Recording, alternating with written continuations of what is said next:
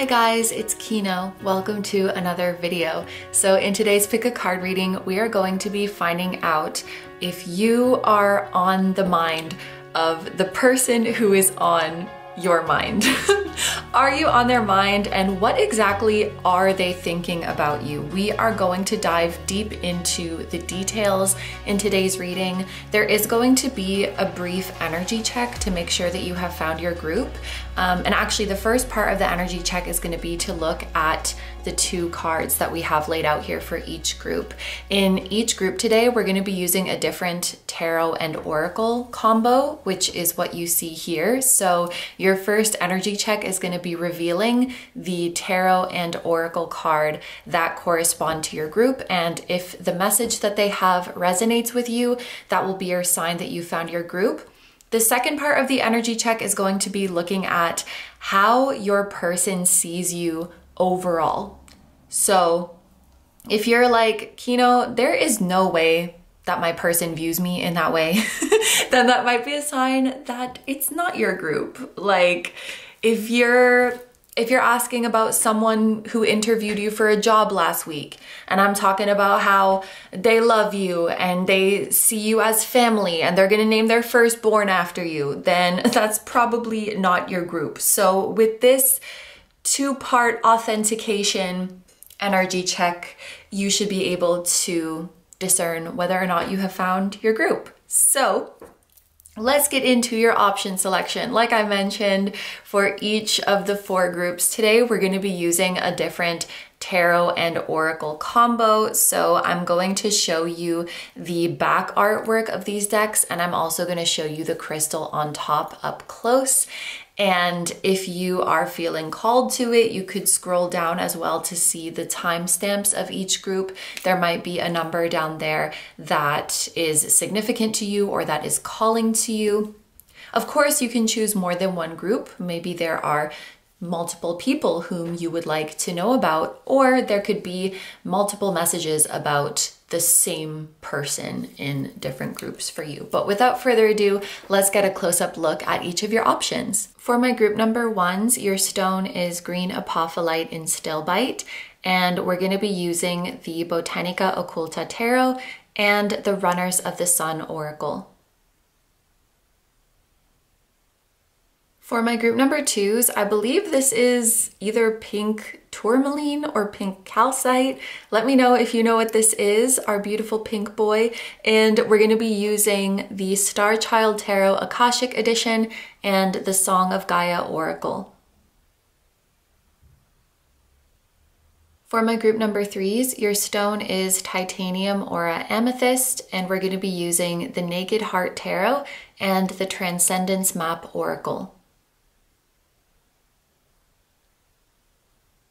And for my group number fours, your stone is Sodalite, and we're going to be using the Lucid Minds Tarot and the Queen of the Moon Oracle. Okay, so just in case you need a bit more time to pick, these are all of your options laid out side by side so that you can compare them and see which one is calling to you the most. As always, take all the time you need to pick. You can pause the video if you need to, and I'm going to go ahead and get started with number one. Hi number ones, so if you guys chose the green Apophyllite and the Botanica Oculta Tarot and the Runners of the Sun Oracle, this is going to be your reading all about whether the person on your mind has you on their mind. Like I mentioned in the intro, our first message and energy check of the reading is going to be to reveal the tarot card and the oracle card that were present in the intro. So if this is a message that you resonate with or that you would like to claim, then keep watching. You may have found your group. So your tarot card is the Knight of Wands. And I also feel called to mention that in this deck, it's associated with the daffodil and the willow. And your oracle card is number 31, Love. Leo energy could be significant, and because we have 31 here, I'm thinking of July 31st, just because that's a date in Leo season. I know that's like super specific to start off. Maybe that's just for a few of you. But the message that I see coming through here, and I just saw 111 too, is that Your person loves to see you lit up in your element and feeling confident. And they are a huge supporter, cheering you on in the pursuit of your dreams.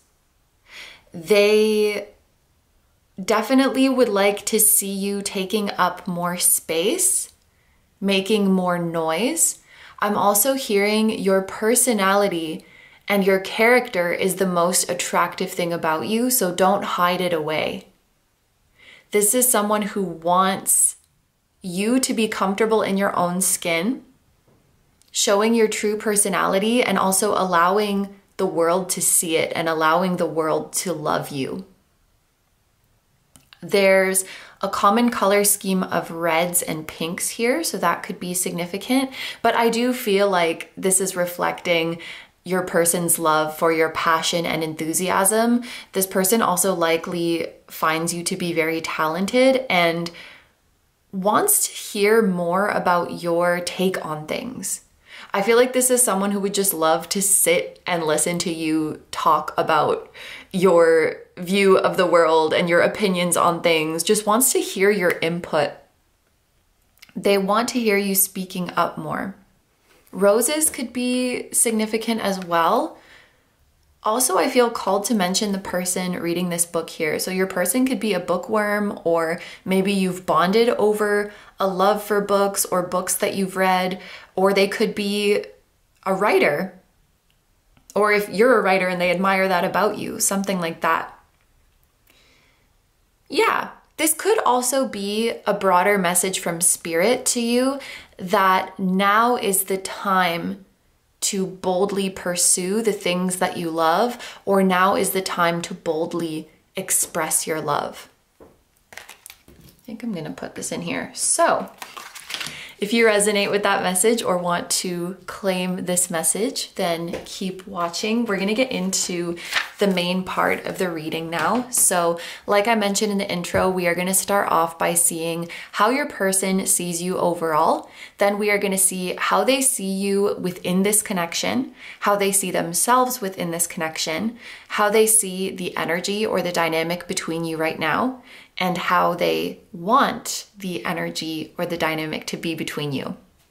Then we're gonna dive into their thoughts about you. So we're gonna see how often does your person think about you, the nature of their thoughts of you, what are they exactly thinking about you, when and why do they think of you? So is there like a certain time of day that they think of you, or a certain time of the year perhaps, or are there certain things that remind them of you?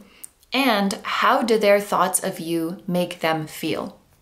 So that's what we're going to be looking at here in the YouTube reading. We also have an extended today, which is going to be available on either Patreon or Vimeo, so you can choose whichever platform works best for you. In the extended, we are going to see what do they think that your thoughts are of them, and how would they react if they knew your true thoughts and feelings towards them? What are their next moves towards you? We are going to get a message and or advice from your person's higher self. And then we're going to finish off with significant timeframes, signs, and synchronicities pertaining to this connection. So that's going to be the full reading today. Thank you so much for being here. And now let's reveal how they see you overall. So for how they see you overall, we have the Lovers, and I'm also noticing as I reveal this card, the camera timer is in like the 520s range, like 523, 24, 25, 26, and those are all dates in Gemini season. So the Lovers is a Gemini card. I can't remember if I just said that, but it's funny that that's the second time that I see a number in this reading and think of a date. I wonder if that's actually a characteristic of this connection, seeing angel numbers that correspond to dates. So for example, you could see this person's birthday numbers a lot, or you could even be seeing your own birthday numbers or some combination of both of your birthday numbers together. If there is an angel number that you've been seeing frequently, see if it if it could be converted to a date. Especially if you're like, why am I seeing this number? It could be your spiritual team trying to let you know about a significant date. So with the Lovers here, obviously you could feel called to interpret this quite literally, depending on the nature of your connection. In a broader sense, I do think that your person really appreciates the mental and intellectual connection that you have. I think they very often feel like you are on the same wavelength. I'm hearing you care about the same things, you value the same things, but there are also many ways in which your perspective is like a breath of fresh air to them. So when they listen to you speak and listen to your views, it's like, yeah, I agree with you. I just never thought of that before. Like, thank you for introducing me to this perspective. That makes so much sense to me. They really appreciate how much sense you make, which I think they would say is kind of hard to come by in this chaotic and nonsensical world. They really appreciate your thought processes. They appreciate your logic. They appreciate your approach to your work, and just feel like, yeah, you guys are on the same wavelength, you're on the same frequency, your conversations likely flow really well. They just appreciate how well you get along with each other. I definitely feel like this person would be proud to introduce you to other people in their life. They would love for others to get to know you and get to know your amazing mind as well, which makes sense with this previous message. I think that they would get a little bit of a confidence boost to be associated with you or to be seen with you. I think they find you very inspiring, and any exchange that they have with you, any interaction or conversation, they come out of that with new ideas of things they want to implement into their life or things that they want to look into more. It's like their mind opens a little bit more anytime they have an interaction with you. And I feel like they appreciate that a lot. You could have a similar sense of humor as well, which is something that they appreciate. They are very grateful that you found each other, whether you found each other by chance or there's like maybe a third party who introduced the two of you, because this person in the middle is kind of giving matchmaker vibes. If you were introduced through a third party, and this third party, it could be an individual, an organization, it could be a website, I don't know. They're grateful to whatever brought you together, very grateful for that thing, very grateful for that person or that place or that path that brought you together. I think they would also say that you are a very good influence on them. So whenever they're around you, whenever they talk to you, they come out of it feeling like they want to improve themselves, like they want to be a better person in a very healthy way, because the way that you make them want to improve is that you make them want to become a better version of themselves. It's not like you make them want to change. You make them want to be themselves more, just better, just more authentically, just more aligned. So yes, they would really see you as a good influence and as a healthy relationship in their life. And if this is a spiritual person, they could believe somehow that a higher power has brought you together, because the Lovers card does have an angel in the sky that's like bringing the people together. I just saw 1010. That's the number of the Wheel of Fortune. So they could even very well believe that it was fate that brought you together. And I also just think they really believe in you. They feel like you're doing everything right. You're doing all of the right things for your success. And I'm hearing that this is just their 2 cents, because obviously they don't think that they know your journey better than you do. But at least how they see it is like, oh my gosh, you're totally on the right path. You're doing everything right. You're killing it. Like, depending on your relationship, they might even say that they're super proud of you. But there's definitely this recurring feeling of them cheering you on and really believing in your success, which is very nice. So let's see how they view you within this connection. They view you as, I believe this is actually the Knight of Wands again. And as I'm holding up this card, I see 1113. So 3s and 1s could be significant somehow. Year of the Boar also could be significant. And they view themselves within this connection as the moon, 1133, as I hold up this one, 1s and 3s again. Oh, did I say the keywords? You within this connection are the Knight of Wands, which has the keywords action and drive. And they are coming through as the moon, and the keywords are imagination and perception. How do they see the energy or the dynamic between the two of you? The 3 of Wands. And how do they want the energy between the two of you to be? The 9 of Cups. Okay, I'm actually gonna start with these cards in the middle. I feel like this person definitely feels that there is potential for significant growth within this connection, that you can both grow individually and grow significantly together as a result of your dynamic. I'm hearing things like, we could do big things, we could do great things. I feel like expansion is definitely a big theme that they feel with your connection. Expansion, growth, exploration, broadening your horizons. They may have a desire to travel with you or to increase their abundance with you. They feel a lot of potential. And this is something that has been on the forefront of their mind recently, and that is probably getting stronger and stronger, thinking about the future with you and the potential that you have.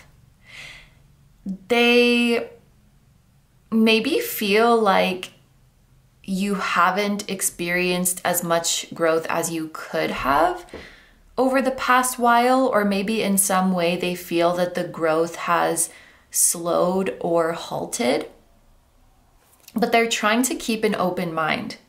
The 9 of Cups came through for how they wish the dynamic was between the two of you, and this tells me that they do have a specific wish when it comes to you. They do have a specific desired outcome and future that they wish for. I don't know if they're going to reveal what it is later on in this reading, but I can say that they have a wish when it comes to you, but they're trying not to get too attached to one specific outcome. I really think they're trying to stay open-minded to however this connection wants to grow. And I think especially just because they believe in your individual path so much and they believe in your growth so much, they would never want to feel like they are taking away your freedom or taking away your time. They really want to give you all the space that you need to pursue your goals and dreams and grow in any way that you're going to grow.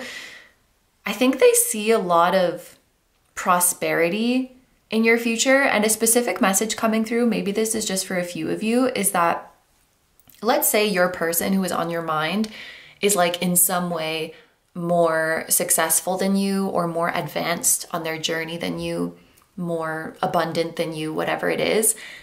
They are certain that you are going to surpass them.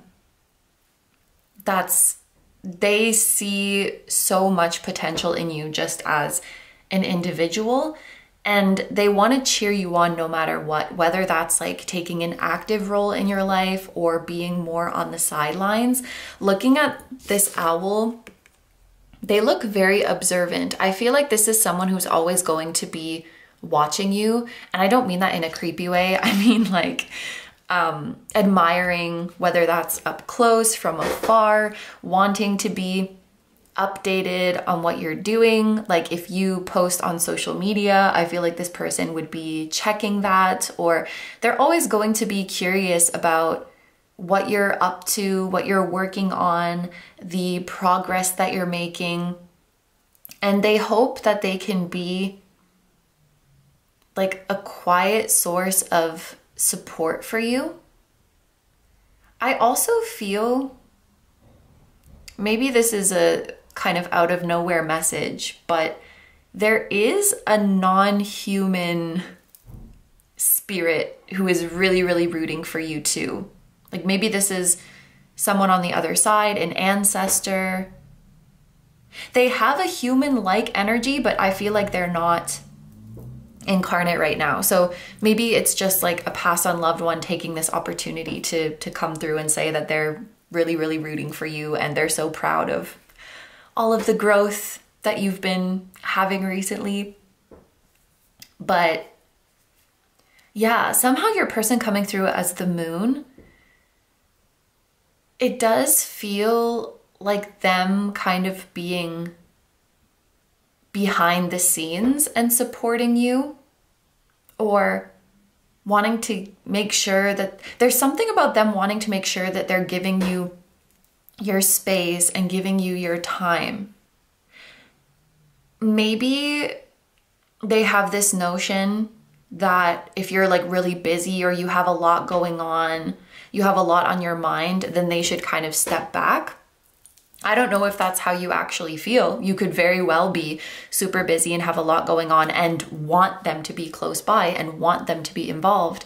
But I feel like their default is saying, oh, group number one has a lot going on right now, so let me just distance myself. I'll be supporting them from the sidelines kind of thing.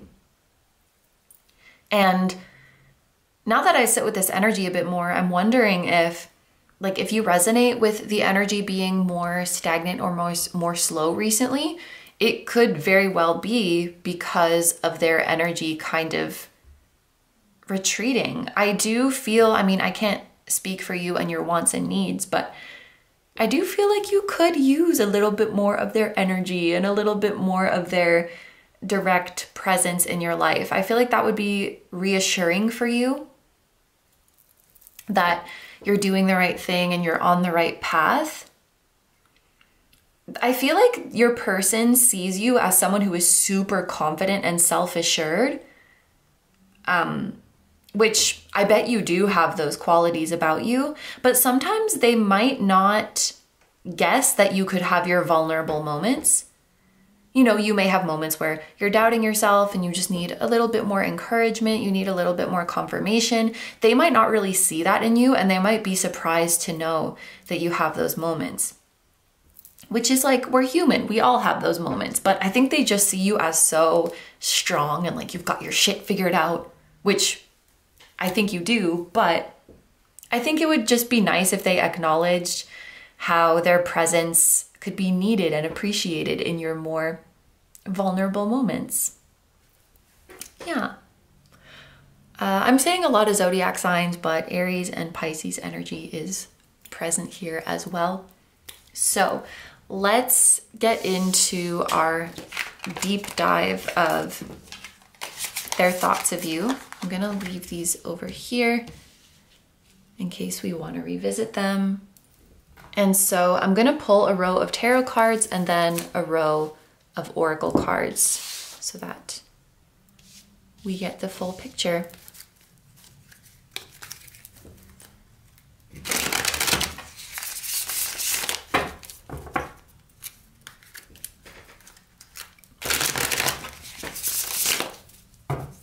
How often do they think about you? We did get that message previously that you are on the forefront of their mind recently, and that's going to be growing. How often do they think about you?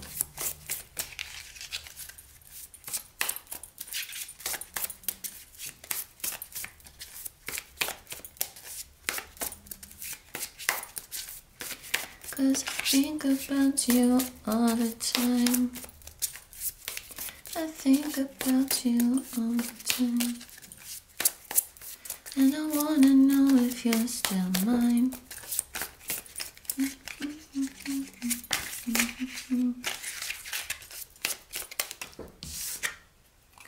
We have the Ace of Wands.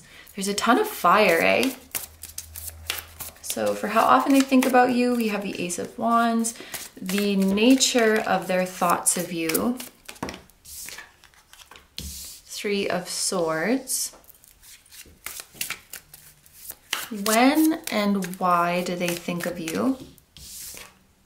The Six of Cups. How do their thoughts of you make them feel? The Three of Wands. Okay, so there's a repetition in the cards. Now we're going to go in with the oracles to clarify these messages.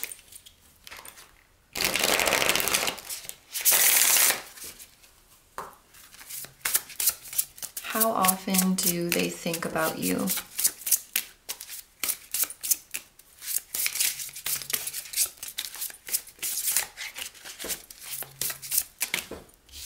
So to clarify the Ace of Wands, we have 13, circle. And I just noticed you have 1, a 3, 13, 31, 3, 3. There's a 3 here. The 1s and 3s are being laid on heavy. I would really be curious to know if my group number 1s have like, if there's a lot of significance in those numbers for you. I would definitely be on the lookout for them. Like if this reading is resonating with you so far, these numbers are coming out like crazy. So look out for 1s and 3s. That could be a message about this connection. 13 is the number of the Death card, which indicates transformations. In a relationship reading, it can often indicate like a shift in the dynamic, often one that you don't return from. Kind of a permanent shift in the dynamic, I could say.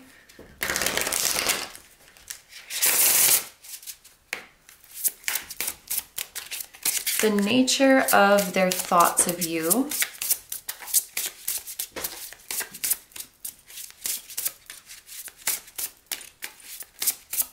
To clarify the Three of Swords, we have a 3 again with the keyword knowledge.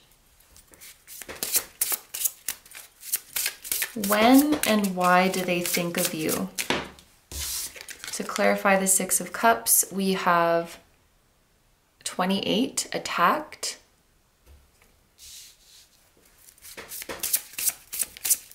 How do their thoughts of you make them feel? To clarify the Three of Wands, we have 15, self-care.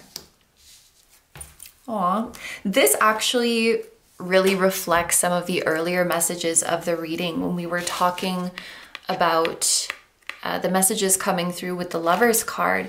There is that feeling of any interaction that they have with you makes them want to become better, in the sense that they want to be more themselves. They want to be a better version of themselves. And I see that really reflected here. And now this is telling me it's not just interactions with you, like when they talk to you, it's even just thinking about you.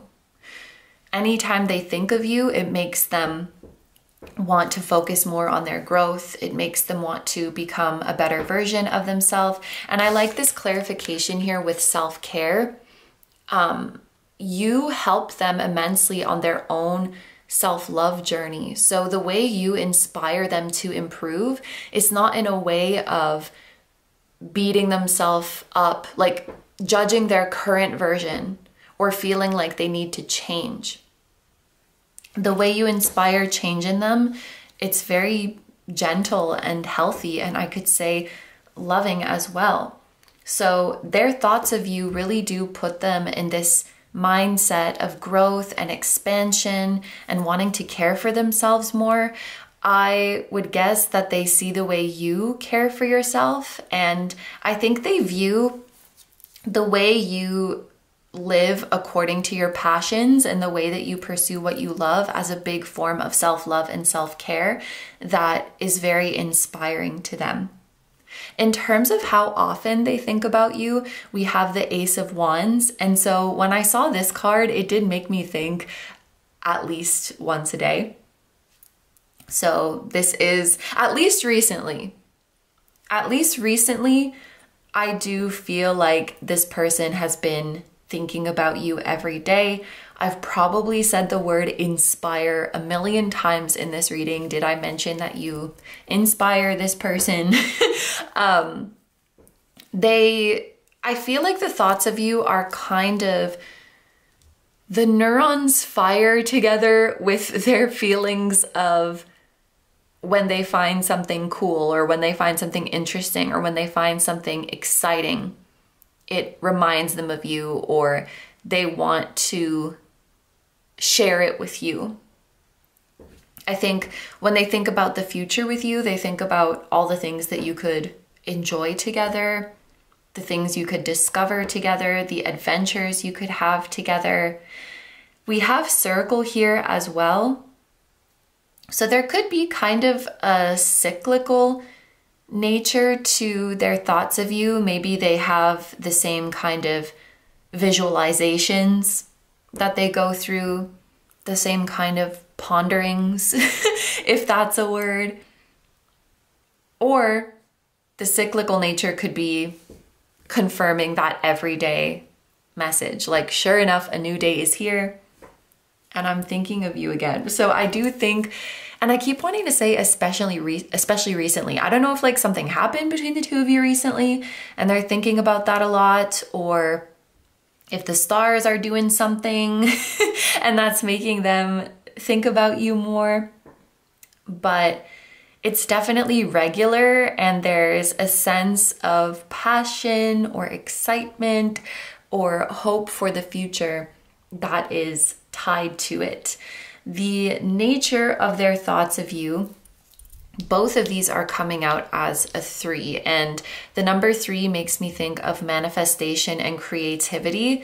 So I feel like they don't just think of you as a person, but they think about you and something else. What do I mean by that? They think about the things you could do together, the things you could make together. It's not like they're just like, group number 1, the end. They don't just think about your essence. They think about the things that they want to do with you, the type of future that they want to have with you. So they probably play out scenarios like this in their mind. They feel like you could manifest some great things together, that you could create some amazing experiences together. There's a person with a book again. I feel like they might think a lot about all the things they don't know about you. Maybe sometimes they feel disappointed. They wish that they knew more about you. Maybe they wish that they had more opportunities to talk to you, or when they did talk to you, there were more opportunities to dive deeper into it. I'm also noticing the horses on this card. There could be something about racing thoughts, or they get carried away in their thoughts. Maybe their mind rushes too far into the future. They start to feel disappointed about the things that they don't know yet, feel disappointed about the things that are still uncertain about your future, because their mind is getting carried away in the timeline. And maybe they're getting disappointed about things they don't know, that it's not time to know them yet. Like, those things will reveal themselves naturally. I get it though, like when you're enthusiastic about something, it's like, I want to experience it all right now. I want it all at once. And so I feel like sometimes they might get carried away, but I do think they're very sure about how they feel about you. Something about all of these horses running in the same direction. It does feel like a one-track mind. It may be when they start thinking about you, it's hard to think about other things or focus on other things. And maybe that's just a trait of this person in general. Maybe they just have a really active imagination and tend to get carried away and lost in their thoughts. But with this 3 of Swords here, obviously the heart has swords in it, and that is painful. I'm more so interpreting it here as a feeling of yearning, because you definitely don't hurt this person. From all the other messages that I've seen here of how you make them want to care for themselves better and be a better version of themselves, and you make them excited for the future. There's no way that they're like, you make them sad or something like that. So I feel like there could be, again, like a disappointment or anxiousness to make the unknowns known. And I would also interpret this Three of Swords as like a yearning. What I will say, if I think about the astrological association of the Three of Swords, it's Saturn in Libra. They may sometimes feel disappointed with themselves about the ways in which they hold back from relationships. There was that message about them kind of hanging out behind the scenes, kind of hanging out in the sidelines. I don't know if this is the best example, but if I think about myself, I'm trying to make more of an effort to comment on people's social media posts rather than just passively looking at it and not making my presence known. Because I do think people appreciate knowing, and you know, I have some friends who are creators, so if I like and comment on their stuff, that also helps them out because it like boosts them in the algorithm. But I'm trying to just be more vocal, like, you know, comment on my friends' stuff and let them know that they're looking beautiful, or I really like this piece that they've written. I really like this opinion that they've shared, or, you know, this is what you're doing is great, keep going. I'm trying to like comment more. But sometimes you feel shy to do that, right? And so I bring up that example because I feel like your person may be the type of person who just like, they would be the type of person who looks at the post and they're like, ah, I like this, and just keep scrolling. And they don't comment, they don't like it. So it's like, how do we know? You know, it's like, it's this very internal thing, and they might do that with you in some way where they're like, ah, group number 1 is so great. Are you gonna let them know that you were thinking about them and they're so great? No, I'm just thinking it in my head. Or like, I don't know, maybe you, if you're on social media, you post a picture and they're like, oh, group number 1 looks so beautiful. I'm not gonna comment that they look beautiful. I'm just gonna think it and keep scrolling, but they look beautiful. So they might get disappointed in themselves of like, why do I hold back like that? Why don't I come out of my shell more? You know, things like that. In terms of when and why they think about you, the Six of Cups came out. So this does let me know that there are a lot of things that remind them of you. The Six of Cups has a feeling of reminiscing on the past. Of course, I don't know how long you've known this person, but the Six of Cups would make me think that they do have some past memories of you that they look back on a lot. I don't know what this attacked means. All I can think is that this creature looks like they've been provoked and they're trying to protect something that they care about. I don't know if maybe they feel protective over the memories that they have with you. The Six of Cups is a very sweet card. It has this kind of sweet, pure, and innocent energy to it. So they may view you in that light when they think about the memories with you. Like you're so sweet, you're so precious. This could be like a side of them that comes out if they feel like someone was gonna mess with you. I don't know, this juxtaposition of such a sweet and innocent energy, and then this cat being like, it does make me think of someone wanting to protect something that is very dear to them. There could be like a duality in your personality that you can go from being really sweet and sugary to like, don't mess with me. And maybe they like that about you. I don't know. You tell me. But yeah, I do think that there is a lot that reminds them of you, and there is a lot of reminiscing. In terms of when they think about you,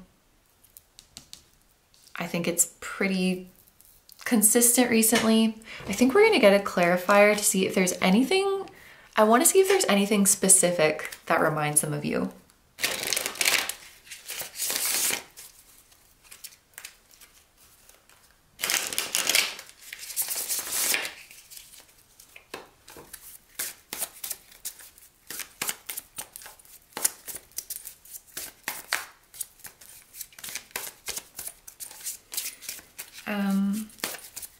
kind of want to read, so yeah, the daffodil and the willow that already came out, the Russian knapweed, the star jasmine, the willow again, and the Crassula ovata. What a wonderful phrase. This was making me think of Pumbaa earlier. And then somehow Crassula ovata made me think of Hakuna Matata. And here we are. Yeah, I don't know. It's jasmine, star, Russia, willow. These could be significant somehow. The letters or initials L, C, K, A, and S. Butterflies, roses, owls. These could be significant signs.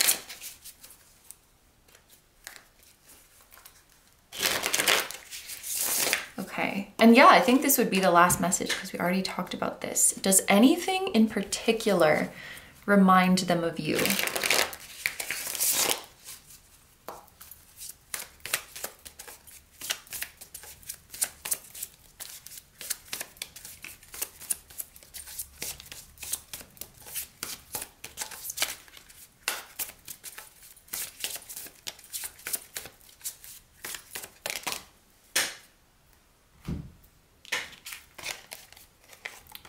The Hanged Man, the Angel's Trumpet.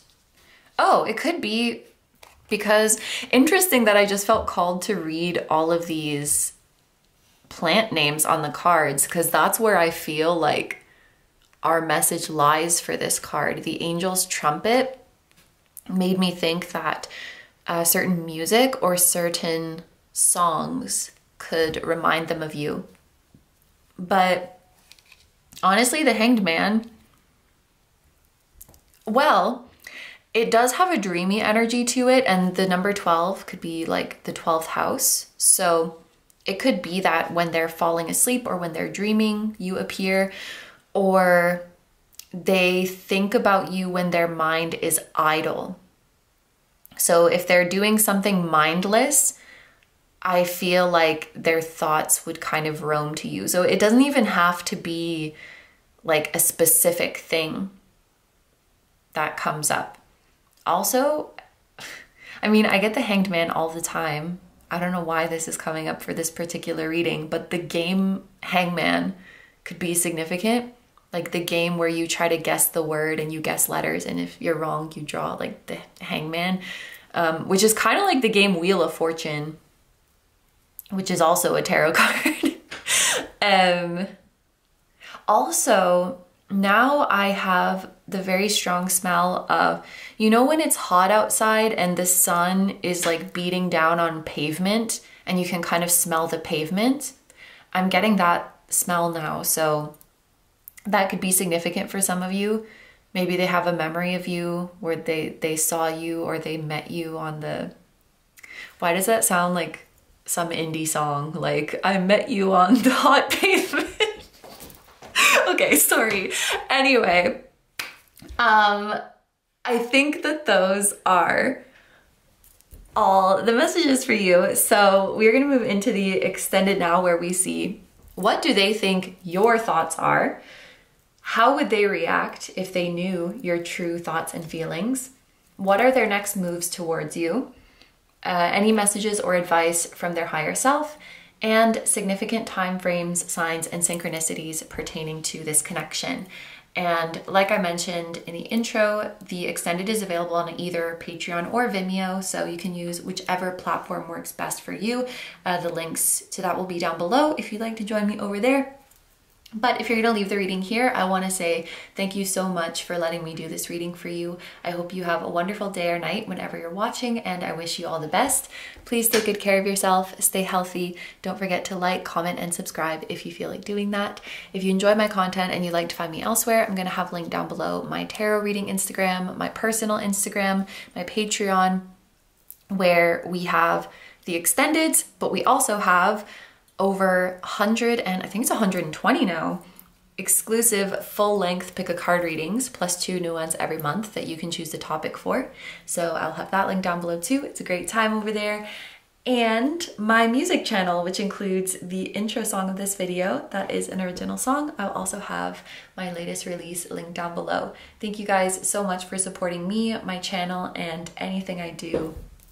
I really, really appreciate having you here, and I'm sending so much love to you, your higher self, your person, their higher self, and your spirit guides, your spiritual team, and all of your loved ones, both here on earth and in the other realms. And I will see you guys in the next one. Bye-bye. Hi, number twos. So if you guys chose this pink crystal point, let me know if you know what this is, as well as the Star Child Akashic Tarot and the Song of Gaia Oracle. This is going to be your reading. So like I mentioned in the intro, our first energy check is going to be revealing the tarot and oracle card that were present in the intro, but there is an intuitive message that is coming through, and this may actually be the first energy check for some of you, but it was coming through that your person thinks about what you may have heard about them from other people, or perhaps they wonder if you have heard something about them from other people. For some of you, it could be that they are worried about this. They're worried about the accuracy of the things you've heard from others, or they're just curious about, like, what have you heard about me? What do you know about me? What do you think to be true about me? Yeah, there's something like they're curious about or worried about the accuracy of things you've heard. Yeah, maybe that's just for a few of you, but I wanted to mention that. And yeah, let's go ahead and reveal your cards. So your tarot card is the Seven of Crystals, which is the Seven of Pentacles. And your oracle card is Temple Body, dropping into the body, honoring the physical temple. So there's definitely an earthing and grounding quality to both of these cards. So that could be an energy that you are really resonating with at the moment. This could be a message from spirit that you are about to see some things grounding themselves in your physical reality. But I do think that it's going to take some time. With this Seven of Pentacles, that often indicates something that takes a lot of time.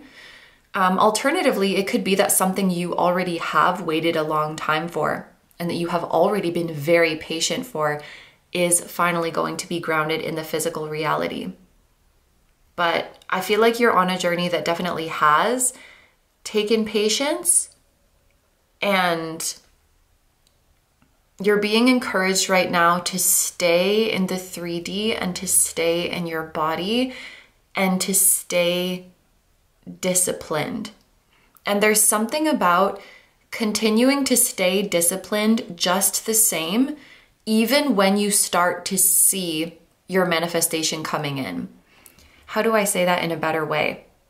It's like, imagine you're working hard and you're being really consistent, and then you start to see your hard work pay off.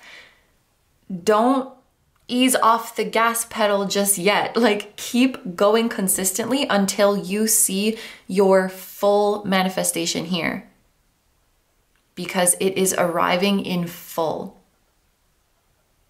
Okay. Now, let's get into this reading about your person. So this is the full breakdown of the reading that we are going to be doing today. Like I mentioned in the intro, we're going to start by seeing how your person sees you overall. Wait. Let me try that again. Like I said in the intro, we're going to see how your person sees you overall. And this is also sort of like an energy check.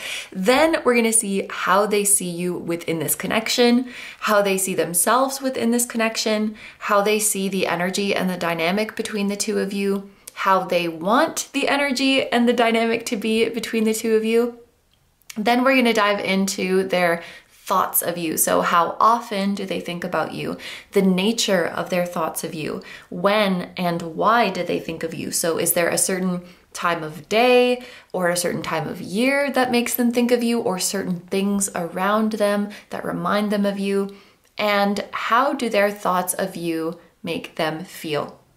Then we also have an extended reading today, which is going to be available on Patreon or Vimeo. So you can choose whichever platform works best for you.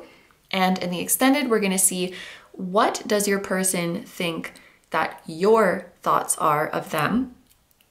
How would they react if they knew your true thoughts and feelings? What are their next moves towards you? A message or advice from their higher self, and significant timeframes, signs, and synchronicities pertaining to this connection. So that's going to be the full reading today. Thank you so much for being here, and let's get into it. So our first card here is going to reveal how your person sees you overall, and we have the Wheel of Fortune. I just heard you're going big places. I'm not sure exactly what that means, but in general, I feel like this Wheel of Fortune is indicating that you are still, and I'm specifically hearing still, something of a mystery to this person. This could either be that they find you are hard to read or hard to understand at times, or it could quite simply be that they see you as someone who is full of surprises. So just when they think they have you figured out, you surprise them with a new facet of yourself, with a new layer of complexity. Maybe you surprise them with a new piece of your lore, a different area of interest that you have, a different gift or talent that you have. There's this feeling of there's never-ending facets to you. And they feel like there's always going to be more to uncover about you, or more surprises, or more mysteries. And I think this actually makes you very fascinating to this person. They may find it kind of strange how you came into each other's life. There maybe were some coincidences or synchronicities surrounding that they are curious about. The Wheel of Fortune can talk about divine intervention. So if your person is a spiritually minded person, they may describe it as fate or a higher power that brought the two of you together. But they do see you as, I want to say, unpredictable.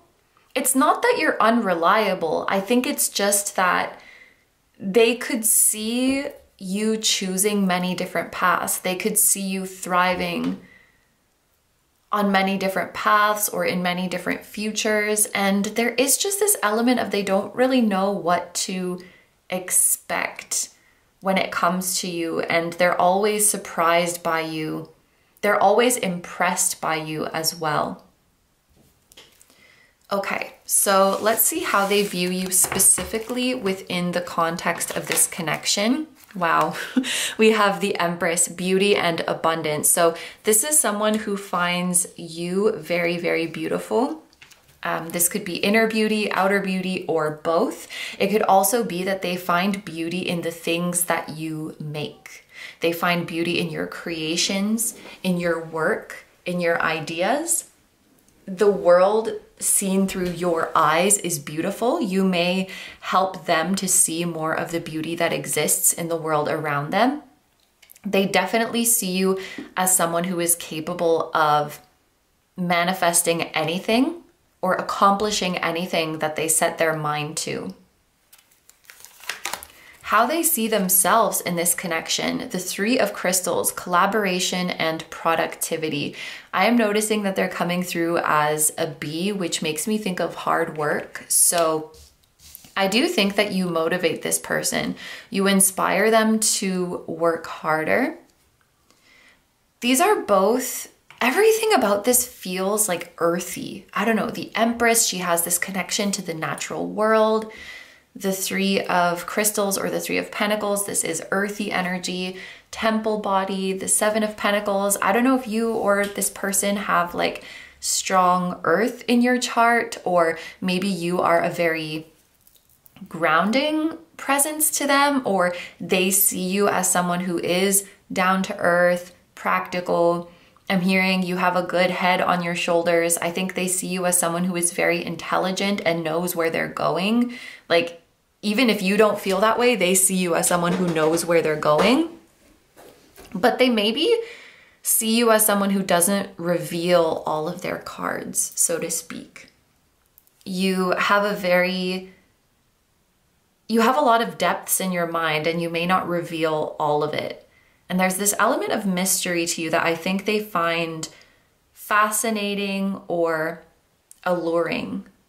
Like I'm hearing you never let us know your next move, and we're always surprised by what you're doing and we're always impressed by what you're doing. I think they see you as someone who is kind and warm.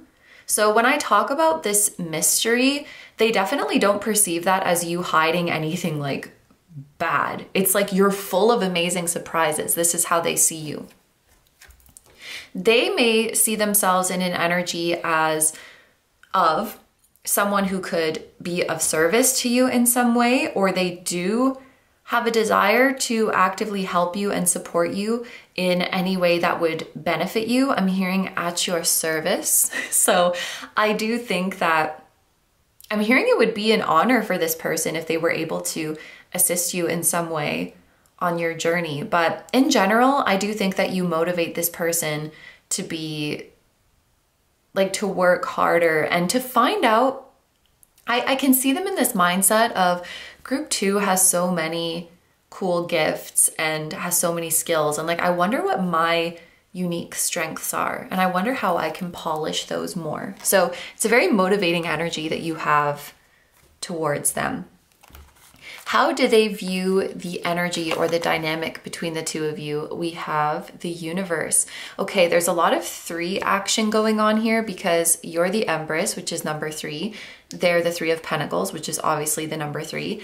And then the universe or the world card is 21, which reduces to 3. So I don't know if 333 is like a number that you've been seeing and maybe one that you want to look out for, especially as it pertains to this connection.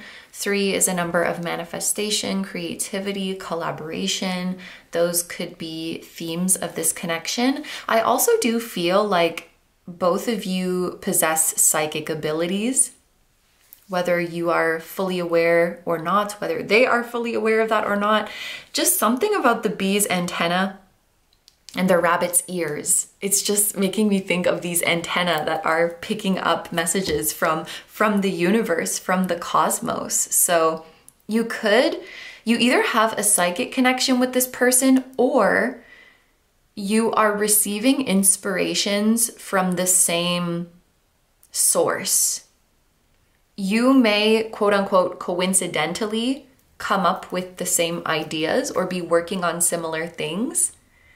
And it's because you are channeling from the same source, if that makes sense. And I have this visual of like a telephone, the telephone that has a curly wire, and somehow it's a black telephone. I don't know if that's significant, but you're both tapped into something. And I think you are on the same wavelength. They see the energy between the two of you as the universe or as the world card. There could be a lot of physical distance between the two of you, or you could come from different cultural backgrounds. The universe can talk about this sort of international, Mr. Worldwide type of energy. So this could be like a long distance situation. You come from different countries, or you speak different languages or something like that. I definitely think that this person has a desire of making something official or making their connection with you known. In terms of what they desire out of this connection, we have the High Priestess. So it does look like they are wanting to build, it's either they're wanting to build more intimacy with you, like emotional intimacy, or if it's not that type of relationship, I think they are wanting to peel back some of your layers and get to uncover some of the mystery about you. Maybe you're just a private person, or like maybe you just don't share much. I'm hearing for some of you, you just don't talk a lot about your methods because you would rather the final product speak for itself. Like, I don't have to tell you what I'm manifesting because you're going to see it. When I manifest my reality, you're going to see it. So why would I tell you my process of manifesting? Like, I'm not going to talk until it's here and then you can see it for yourself. I feel like there's parts of your journey and your process that you keep to yourself, but they would love to peel back those layers and see the inner workings of your mind and see those parts of you that they perceive as kind of shrouded in mystery. It does seem like they would like a deeper connection with you. I'm hearing they want to know your secrets, and this is not necessarily personal secrets about you, although it could be that they want to know more like things about your personal life. But I'm even imagining an example of like you are very successful and they want to know what your secret is. You know, it could be that kind of secret. But I do feel with the High Priestess, there's this desire of wanting to know you on a deeper level. And it's interesting. There is a sort of contrast between these two energies because I feel like the world it's very out. It's very public. It's seen by everyone.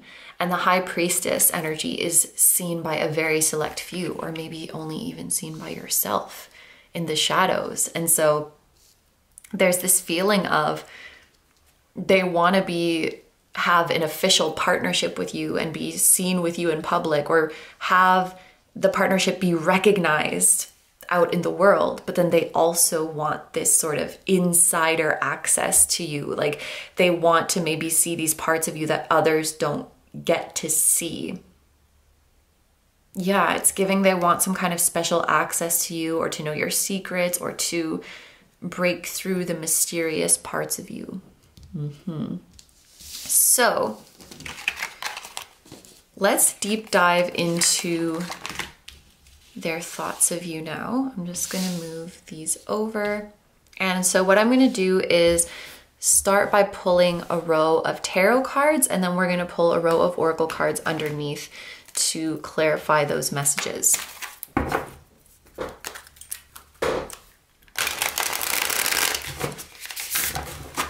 That was a bad shuffle. Let me try that again.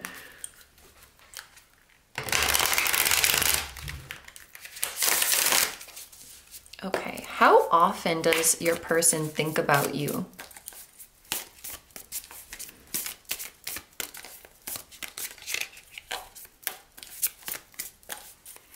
Yeah, I feel like the color black is significant because I had that visual of the black telephone, and now I have these visuals of like black rocks or black crystals.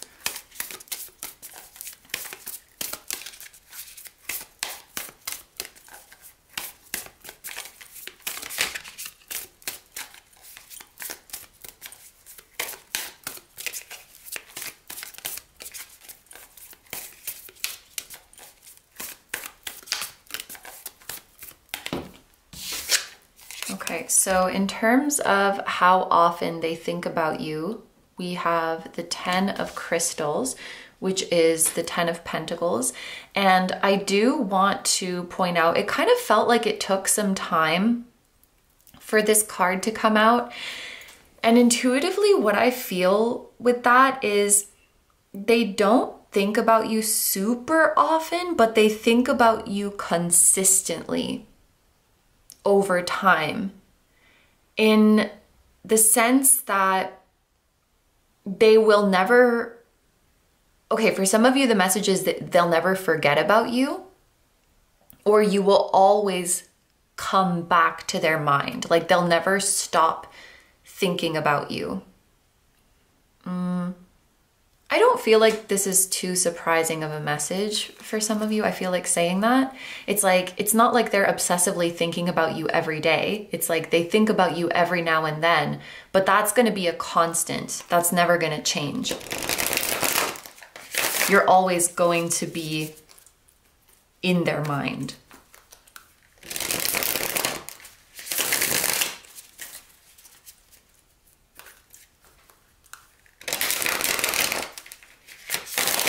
I have also a visual of them taking you shopping, and I don't know if this is literal.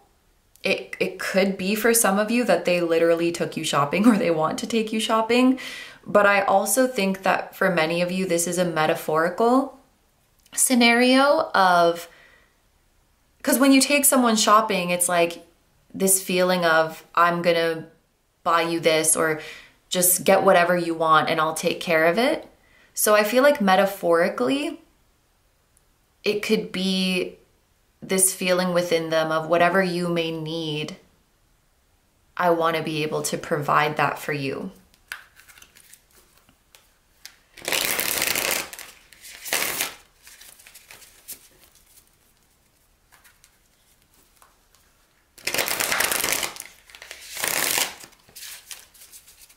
Or whoever you feel could be the best provider, or however you feel I could serve you best. Like, I want to be that. It's coming through like that. What is the nature of their thoughts of you?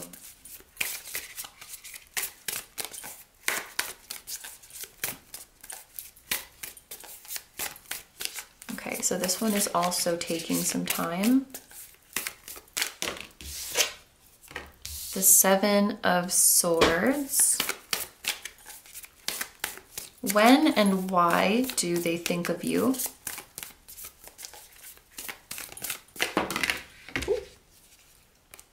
The Page of Cups.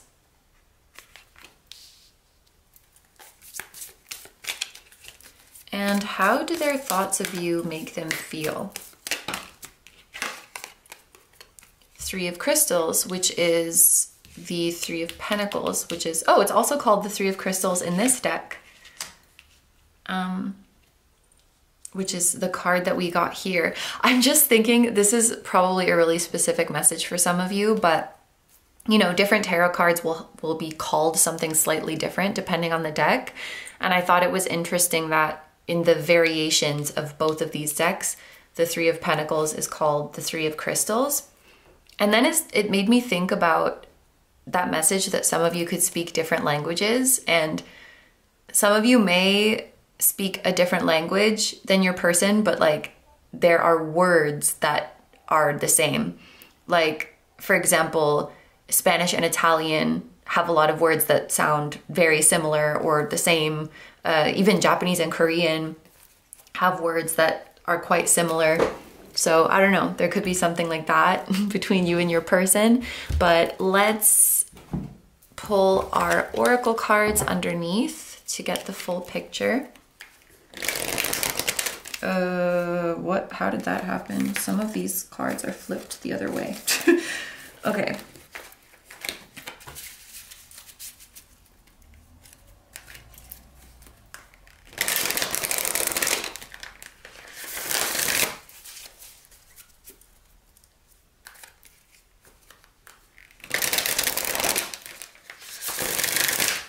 There is a feeling of either missing you or feeling like they missed out on something when it comes to you.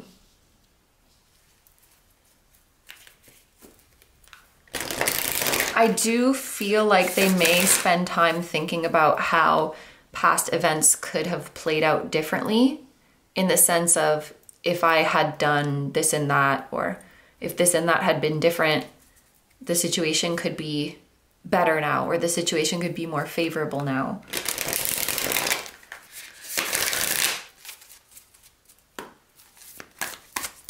Okay, let's clarify this Ten of Pentacles.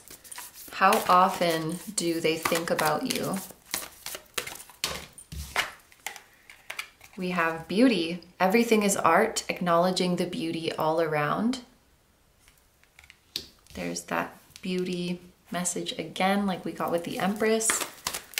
To clarify the Seven of Swords, the nature of their thoughts of you. Silence.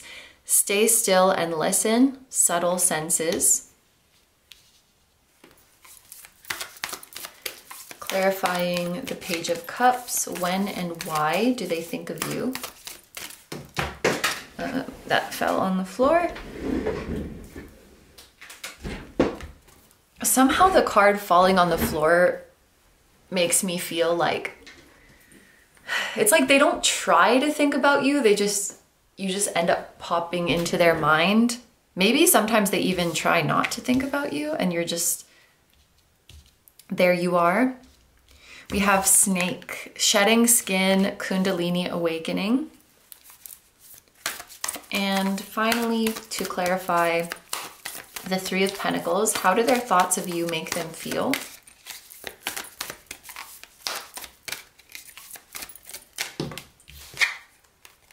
Initiation, the next level of your journey, activating full potential. Okay, so like I mentioned before, I think that they don't think of you super often, but it's consistent. Like the thoughts of you will always come back. Somehow this person views you as very significant in their life, or someone who did play a very significant role in their life, or you have made some kind of lasting mark on them. Regardless of how big or small your relationship has been, how long or short your interactions have been, something about you has left a lasting mark on them. And that's why you will always come back to their thoughts, and they would never just like stop thinking about you, or they would never forget about you. These visuals, there's something about this crystal grid and also the crystals on this person's face that somehow look similar to me. I don't know if crystal grids are of significance to this group, but I thought I would mention that. There could be specific accessories or pieces of jewelry that are significant to this connection as well.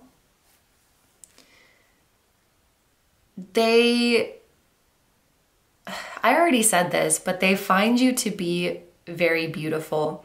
And with this message of everything is art, acknowledging the beauty all around, I definitely think this is why they'll constantly think of you, because you have shifted the way they view the world in a lasting way. You have shifted their perspective in a lasting way. Because of you, they see the beauty all around. Because of you, they see miracles. Could even be that because of you, they see the presence of a higher power. Like whatever interactions or exchanges you've had with this person, it really has shifted their mindset in a meaningful way. And you definitely shouldn't discount that or minimize the impact that you've had on this person. Because with the Ten of Pentacles here, it was very lasting, or it is very lasting. In terms of the nature of their thoughts of you, we have the Seven of Swords and we have silence. Stay still and listen, subtle senses. The Seven of Swords can talk about deception, whether it's intentional or unintentional, just not having the full picture, not having the true story on something. So I think it's very interesting that at the start of the reading, I felt called to say, like, they wonder about the accuracy of the things you've heard about them. I don't know if other people like speak to you about this person. It could be mutual people, or like, for example, let's say you talked to a friend about this person, and then your friend says, well, it sounds like that person is this and that and the third thing, and kind of creates a narrative about your person based on the limited information you told them. There's just something like, I wonder how you see me. I wonder what other people might say about me. And this feeling that maybe,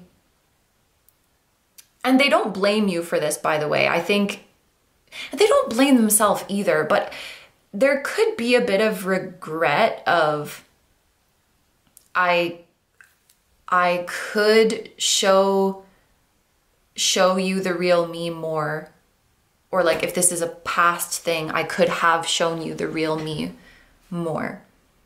I wish that I represented myself better. I wish I had told more of my truth so that you or others didn't have to like fill in the blanks with assumptions. You know, I should have been more forthcoming about what was going on with me, because if you don't tell your own story, then someone else will.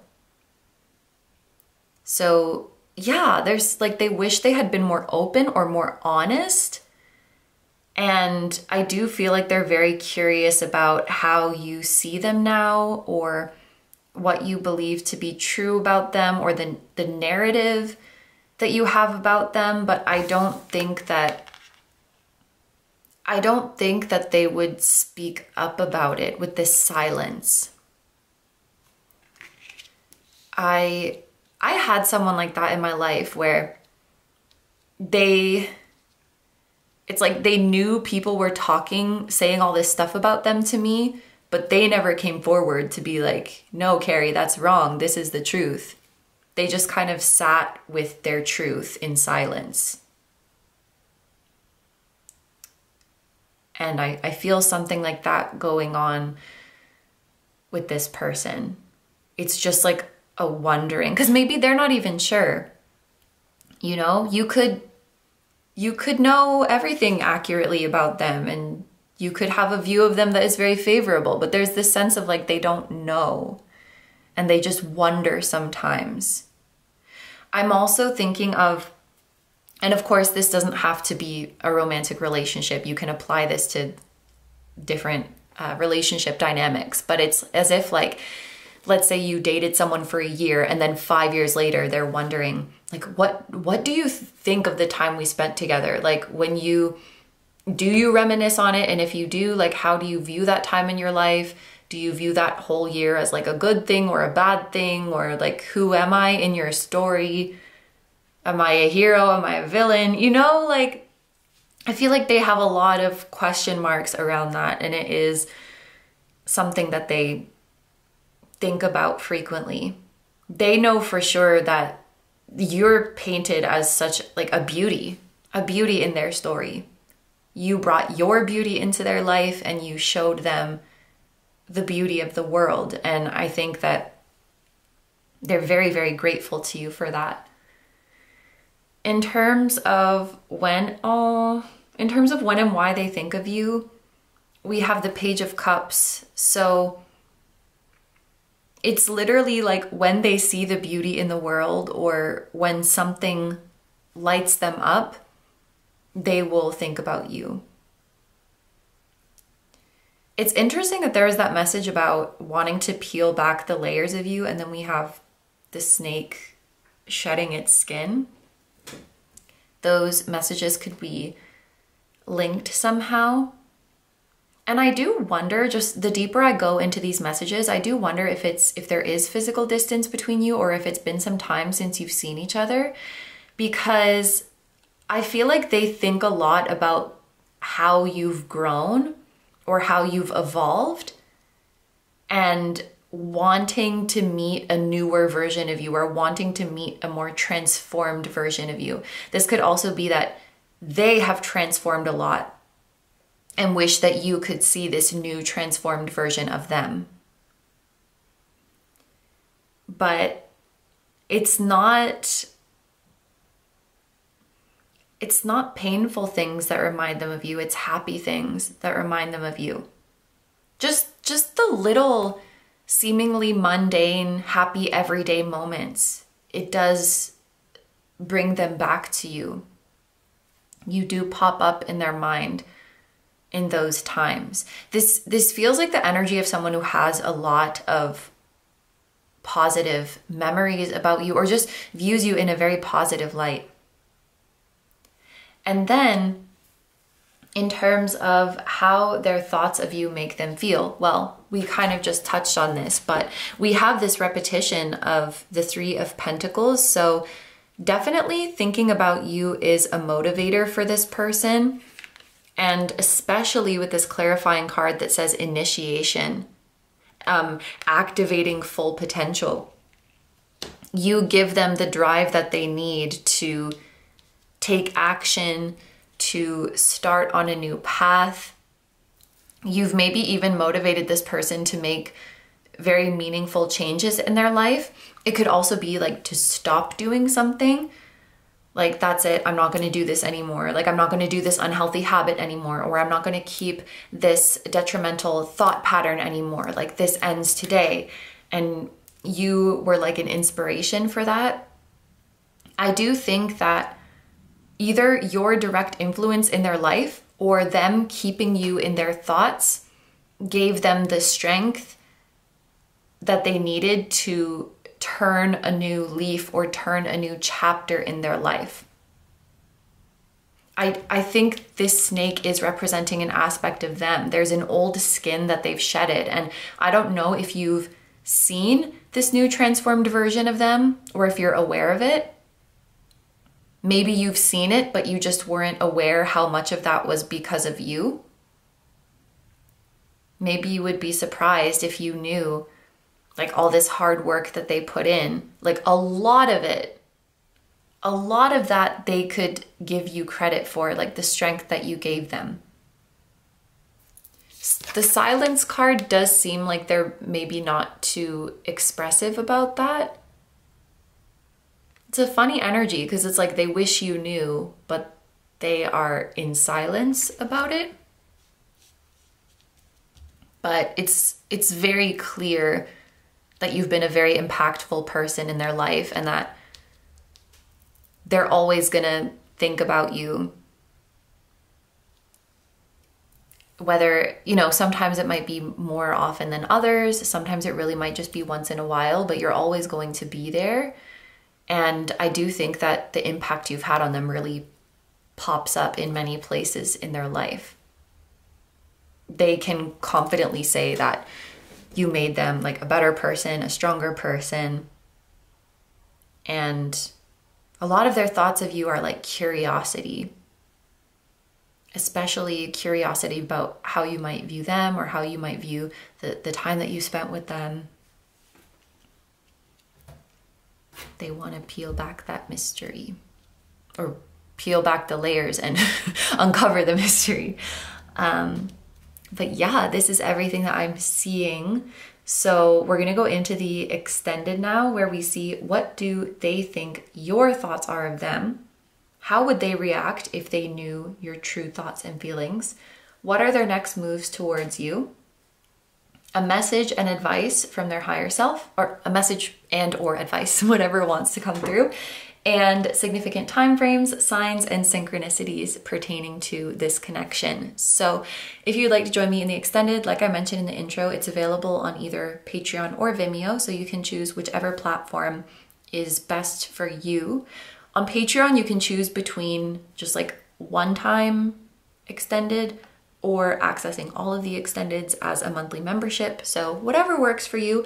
And if you want to leave the reading here, that is cool too. Thank you very much for being here with me and for letting me read for you. I hope you have a wonderful day or night whenever you're watching, and I wish you all the best. Please take good care of yourself, stay healthy. Don't forget to like, comment, and subscribe if you feel like doing that.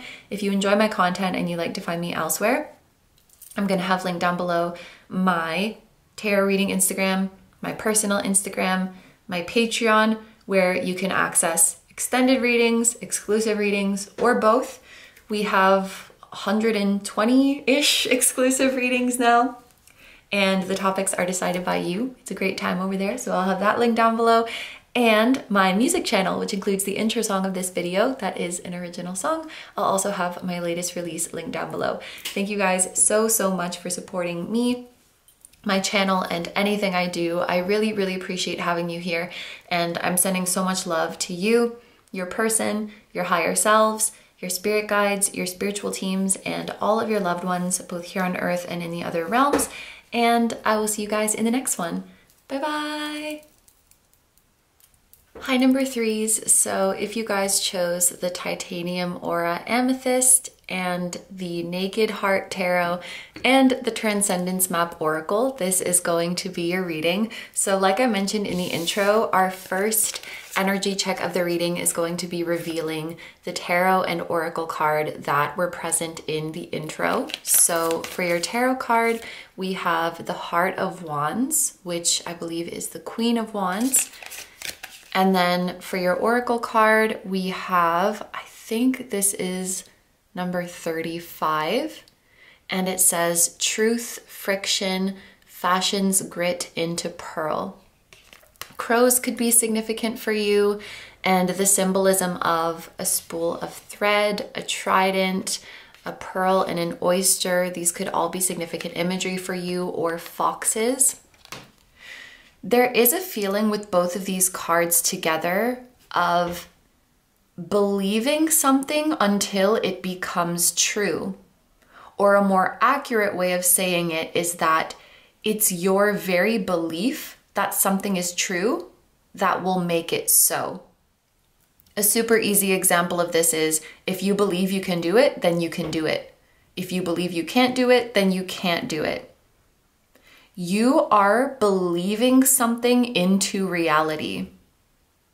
Your mindset is quite literally shaping your reality right now. The expression fake it till you make it is also coming to my mind, but I don't feel like that's entirely accurate. Because it's not like you're faking or pretending, it's just that you're believing in something before it's here in the tangible reality. And your belief and your conviction makes it true.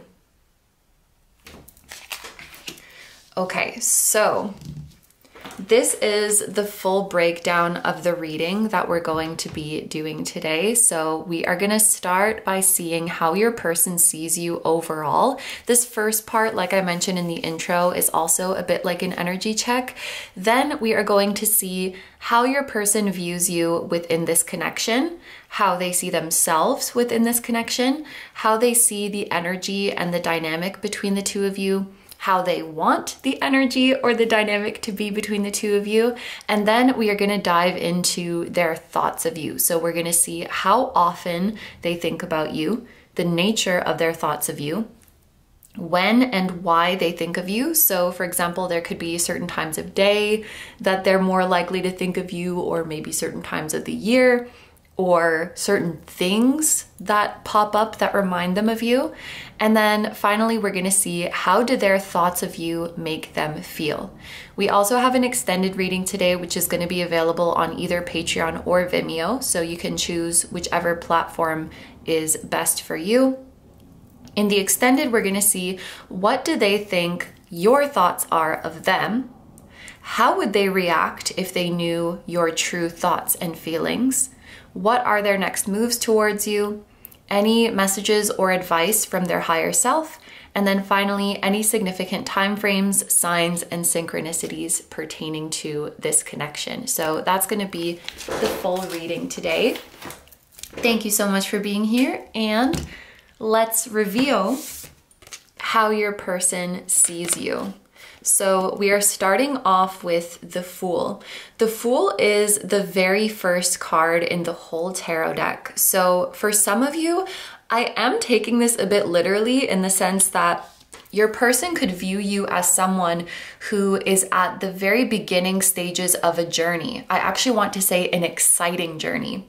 The Fool is embarking on this exciting journey full of unknowns and is diving into it head first. So in some way, they see you in a beginning phase in your life. Depending on your relationship with this person, they could view you as a beginner in something, or someone who still has a lot to learn, someone who still has a long way to go, but who is eager to learn and eager for the new experiences that are going to come their way. They could also, if you don't really resonate with this beginner interpretation, they could see you as someone who is spontaneous, who takes life one day at a time and is just here for the adventure of it all. They could see you as someone who values the journey itself more than the destination, and really just wants to live in the moment and enjoy whatever the universe has in store for them with an open heart and an open mind. And I would say that that's something that they quite admire about you. I also feel a freedom in this card. So your person could see you as someone who is free-spirited, or they could see you as someone who has certain freedoms that they don't. And it's coming through for some of you that could be something that they envy about you. You could be younger than your person, or just kind of earlier on a particular journey. And that grants you more freedoms and more possibilities. Just a really easy example of this is like if you've already firmly established yourself in a career path and you've already gone down that path for many years, it might be harder, not impossible, but it might be harder to make changes. But if you're still in the very beginning, you have more freedoms and more flexibility, and you can experiment more and you can find yourself more. They see you as having some sort of freedom like this. They appreciate your openness, so your open-mindedness, your open-heartedness. They may see you as someone who is open to surprises, open to redirections, open to feedback, just open for whatever experiences life want to offer you. And they probably see you as someone who lives life to the fullest and is living or is going to live a very full life and a very fulfilling life. Sometimes with the Fool, I do pick up an energy of a person who is, they could be a bit clumsy or have sort of a spaced out quality to them. If you resonate with having those traits, I want to tell you that this person would find that endearing. Okay, so let's take a look at how they view you specifically within the context of this connection. We have the Three of Shells, which is the Three of Cups, playfulness and bliss. Yeah, this definitely feels like an open-hearted, free-spirited type of person. I think they definitely feel a playful energy from you, or a childlike wonder sort of energy from you that really lifts their spirits. I think this is someone who has a great time whenever they're with you. They have a lot of fun with you. They could find you to be someone who is very funny. And I also feel a little bit of a gap between that sort of clumsy, spacey energy of the Fool and dolphins, who are known to be highly intelligent. So that might be something that they pick up from you. You know, sometimes when you're really deep in thought, you could appear to be spaced out, but you're actually thinking about something really deep. So maybe their first impression of you was like, oh, they're spaced out, they're not thinking about anything. But then when they get to know you more, they realize that you're actually thinking about some super deep philosophical stuff and you have a lot going on in your mind. Also, you could appear as like young, youthful, childlike, but actually have a very old soul. There's this kind of gap in your personality of like innocence versus deep wisdom, a youthful exterior versus an old soul, something like that about you that they appreciate. I also get a friendship vibe from the Three of Cups. So this person could see you as a dear friend or see you as someone who they could be friends with. You know, when you just meet someone and you're like, I feel like we could be best friends. They might have that vibe about you, or this could also be interpreted as them having a feeling of fondness towards you, like a warm feeling of fondness. How do they see themselves in this connection? We have the Two of Acorns, insight and focus. This kind of looks like they're watching from a bird's eye view. I feel like they're very interested in your trajectory and interested in how you will grow. They may see themselves as someone who can bring you opportunities, or they see this connection in general as having the potential to bring each other opportunities. I do think when this person talks to you or spends time with you, you give them a fresh perspective and remind them of what really matters. This could be the type of person who gets tunnel vision or who gets stuck on outcomes or who wants to have everything figured out, and you remind them to let go and enjoy the moment. Like, they might be the type of person who gets stuck in thinking about the future and like wanting everything to be certain and wanting to know what's going to happen. And you in some way remind them to let go and trust the universe, or to just trust the flow of life if they don't resonate with that kind of spiritual wording. But I really do think that you help to put this person at ease and relax and remind them of what's really important, which is just enjoying the day to day and always living in the future and always trying to figure out every last detail is stressful, and frankly, it's boring. I feel like you're just in this energy of being in the flow with the universe and being grateful for all of the surprise blessings it gives you every day. And that's like inspiring to this person. I'm saying this in every group, inspiring, but I mean, what can I say? Like, this collective, you're full of inspirational people. How does your person view the energy or the dynamic between the two of you? We have the Six of Pentacles. So I will say, I do think your person would view the two of you as different. Like, you have different personalities, you have different mannerisms, maybe you have different tastes, maybe you have different journeys in life, but regardless of the differences that they might see between the two of you, they certainly do see you as equals.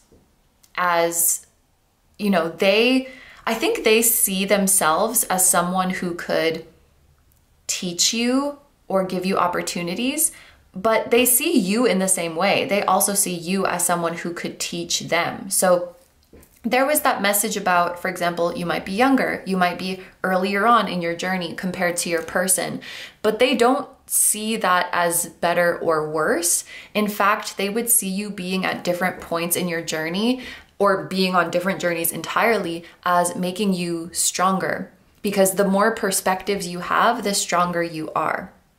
The more experiences you have, the more diversity you have, the stronger you are. So even if you were like a beginner in something and they were advanced in something, or the other way around, they would still see it as, we both have value to give each other. We both have things to teach each other.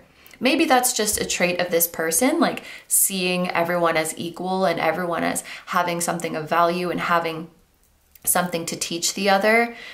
Which I feel is very wise, because someone who's in their ego could be like, ugh, like, what do you know that I don't know? Like, you're so young, or like, you're a beginner, you don't know what you're talking about. Like, but I feel like they stay open to whatever someone could teach them. And regardless of how different your journeys might be, they're never gonna see like you as above or below, or see themselves as above or below. They just see you as equal counterparts. Okay, and how do they wish the energy was, or what do they want the energy to be between the two of you? Oh, we have the Two of Pentacles, kind of similar energies here, both pentacles and both numbers that evoke a sense of balance and reciprocity and coming together. So they may want to work on something with you. Two of Pentacles definitely gives the feeling of a joint project. This could also indicate that they desire to meet you in person or see you in person, or for you to just be meeting more consistently. The fact that these are both pentacles, which is like the tangible physical reality, I do think there's a desire to spend more in-person time with you. And I am getting the sense of you and this person working towards a common goal together, whether that's literally working together, collaborating on a project, or a pursuit of knowledge that you are embarking on together, learning a new skill together. And this could be that you're literally doing it together, or you're just both doing it and supporting each other on your individual journeys. But, and maybe this is kind of vague, and we'll see more details about it later on in the reading, but it's like, let's do something together.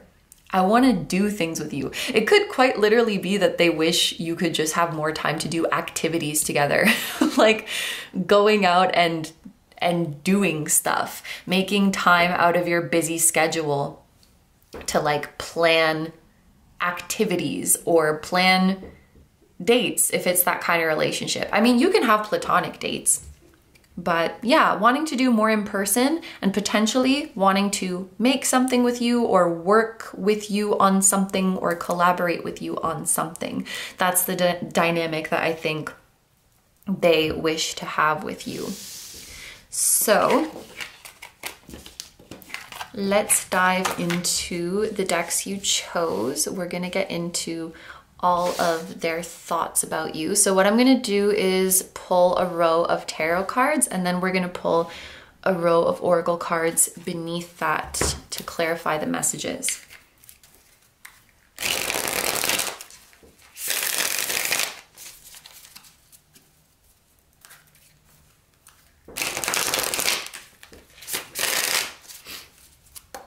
How often do they think about you?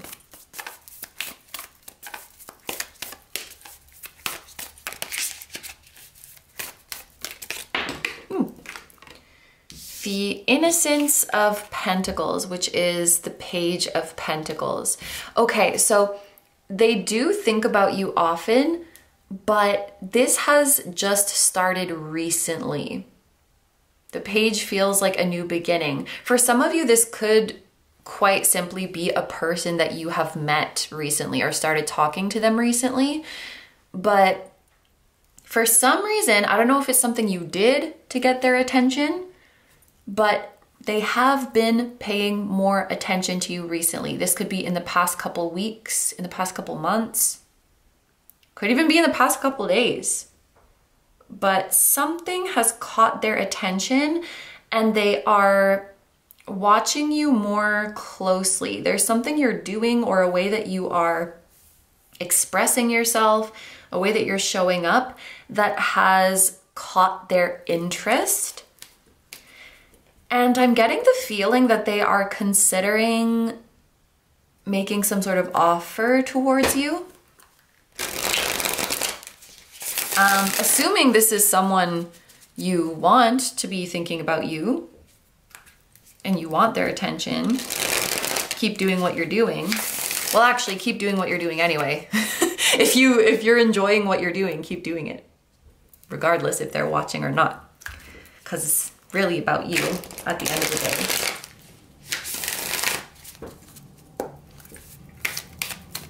What is the nature of their thoughts of you? I just saw 1818, which is the number of the moon. Something about their thoughts of you revealing their own subconscious to them.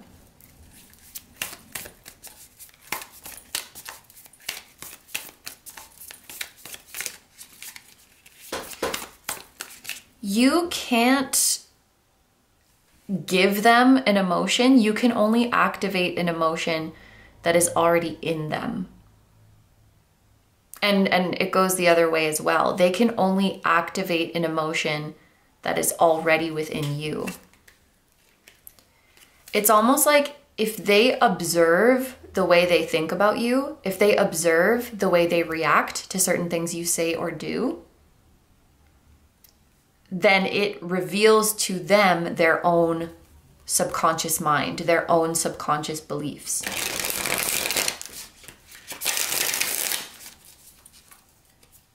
So I feel like that's good because it means whatever they're thinking about you, they are introspective about it. Like, yes, I'm thinking this about group 3, but why am I thinking this way? What does that say about me? And what does that say about my beliefs? And are those beliefs constructive or are they limiting? Are they accurate?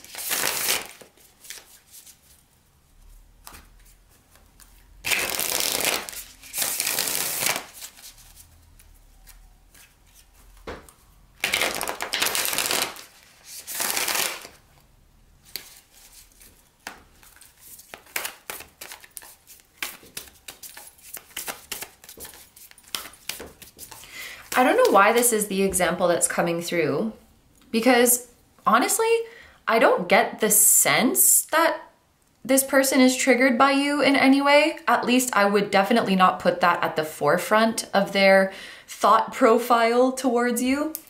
But I just saw the example of someone who, I don't know, let's say there's a person who is making a lot of money at their job, and then person B is looking at that and being like, ugh, I can't believe they make that much money. Like, that's not a real job. They're not even working hard. And like, you know, kind of judging them for their success. But that's really reflecting a part of them that believes generating abundance must be difficult and it must be awful and you must struggle. And so when they see someone generating abundance in a pleasant way, it's triggering. But if they were introspective, they would realize it's not actually about that person. It's about a limiting belief that I have. That's the example that is coming through. I don't know. There may be some little things that they find triggering about you, but I would have to say that they're very self-aware about it, and they realize that it would be a problem with them, or like a limiting belief within them. And in the same way, when they see things that they love about you, they also recognize that as like, oh, well, that's a trait that exists in me too, that probably wants to come out more. And that's why I admire it in group 3. So I like this about them, their ability to like not project onto you and be introspective about what goes through their mind when they see you.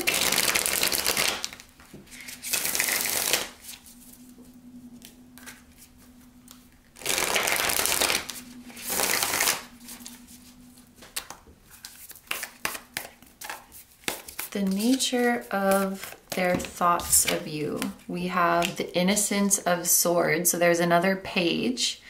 That the fact that 2 pages came out really makes me think that this is in its early stages. This is recent. So you either just met this person recently or they're just starting to really think about you recently.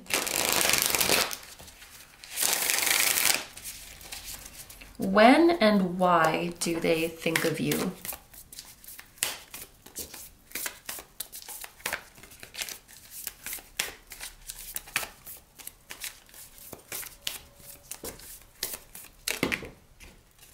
The 4 of Cups.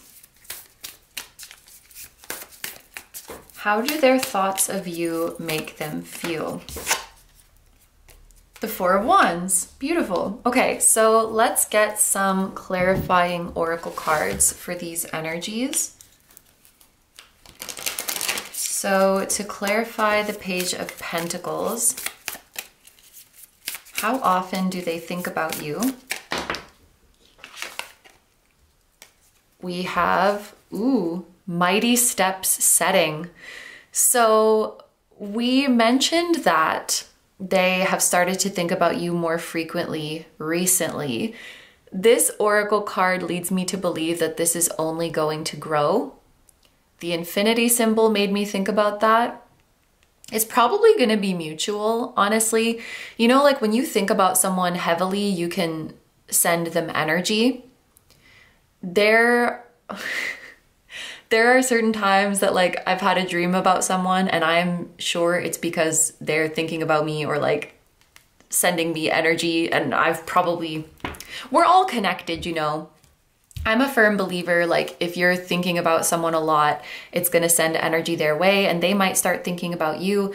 So this infinity loop kind of feels like you are feeding off of each other's energy. Like they're thinking about you a lot and then that makes you think about them and then they think about you more. And it's like this feedback loop. And that's creating some kind of vortex, it looks like. Maybe you're manifesting each other. But I feel like you're both going to start thinking about each other more frequently. There may be some divine intervention here as well. Like as the universe tries to pull you together, your thoughts of each other become more frequent. The elephant is making me think that as well. Something becoming heavier, something becoming more real. They say an elephant never forgets. So maybe this person finds that they're not able to forget about you. You have an unforgettable quality about you. You have a unique quality about you.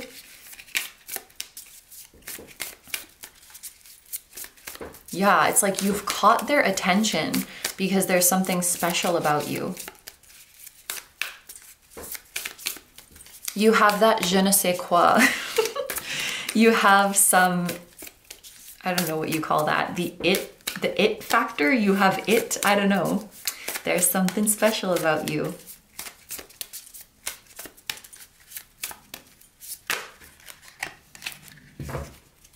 So let's clarify this Page of Swords. What is the nature of their thoughts of you?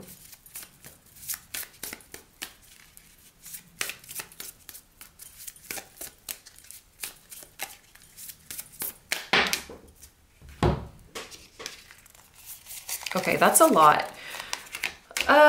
Okay, we have a lot and we have the Page of Swords. I feel like a lot of the times their thoughts of you are not that deep. It feels like they think about you frequently. And a lot of the time it might just be little things in passing. It almost feels like right now some seed is being planted. Because there's the message of you manifesting each other, of the universe pulling you together. And I'm also having this visual of, you know, when it starts to rain and at first it's literally just like, bloop, like one little drop to the point that you're not even sure if it's raining yet. You turn to the person next to you and you're like, is it raining? Did you feel that? Then there's more. Bloop, bloop, bloop, bloop, bloop. You start to see the wet spots on the ground. Then it's showering. Then it's suddenly starts pouring. I feel like there's an energy like that, that it's starting very small. The universe plants a small seed and then it plants another one and another one and another one, and then the seeds are growing. But we're in the early stages of that. At least your person is. It could be that you're going down this path at different rates. You may be already thinking about them heavily and they're kind of catching up to that energy, but the reason you're thinking about each other is because the universe is pulling you together in some way. You're manifesting each other. We're gonna look at all of these. Woof! Light arises, so too the dark. You are ready. There's this black and white yin and yang polarity in both of these cards. The void is the bloom. The precedent is revealed. And there's the symbol of Uranus here. The void is the bloom. The precedent is revealed. Something is manifesting, and something is manifesting suddenly. I feel like this connection is gonna accelerate exponentially. There's a feeling of how fast things can move or how much things can change in a short time when it's divinely guided. When it's divinely guided, you don't have to follow the common timeline, or you don't have to follow everyone else's timeline. There's a trajectory to success that is being heavily accelerated for you. And this connection is significant to that somehow. In terms of the nature of their thoughts of you, like I said, I feel like the thoughts are pretty, like they're not that deep right now. They may just be little observations, but they're quickly going to become more and more significant. And I feel like you're both going to start to feel like the pull towards each other getting stronger and stronger. And like, okay, the universe has put us in each other's path for a reason, because we're meant, like there's something that we're meant to do together. There's something that we're meant to make together or experience together with this Two of Pentacles. But yeah, the nature of their thoughts of you right now seem like it's nothing that they would give a second thought about. It's just little things that they think in passing. But you've definitely got their attention. Okay, let's clarify the Four of Cups. When and why did they think of you?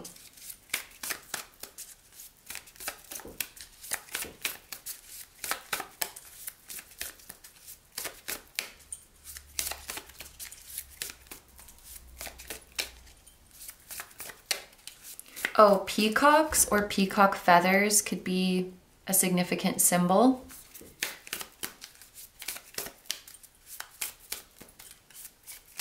I do feel like this could be your era of, I want to say flaunting, because you're coming through as the Queen of Wands.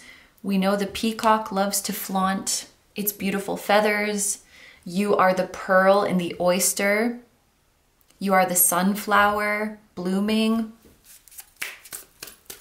It's time for you to flaunt what you've got. It's time for you to strut your stuff. Maybe it's time for you to make your gifts known or make your talents known. It's time for you to receive recognition for your talents. Okay, oh my gosh, it's 3 again. Something could be happening in 3s. In terms of when or why they think about you, we have Taurus I Bridge, RX, which I think is retrograde, before knowing. So actually, at the time that I'm filming this, we just had like a retrograde season ending. It was like Mercury was retrograde, Venus was retrograde at the same time, maybe something else. Of course, this is a timeless reading, but there could be something about when a retrograde ends, this connection is going to accelerate very quickly, and a lot of clarity is going to be brought to it. Something is becoming less dense. Maybe this 3D reality is becoming less dense for you. And your timeline, I already said this a million times, your timeline is being accelerated. Transparent projection. You'll find that you're able to manifest with more clarity and more accuracy. There is a dragon on this card, which we just had a year of the dragon in 2024.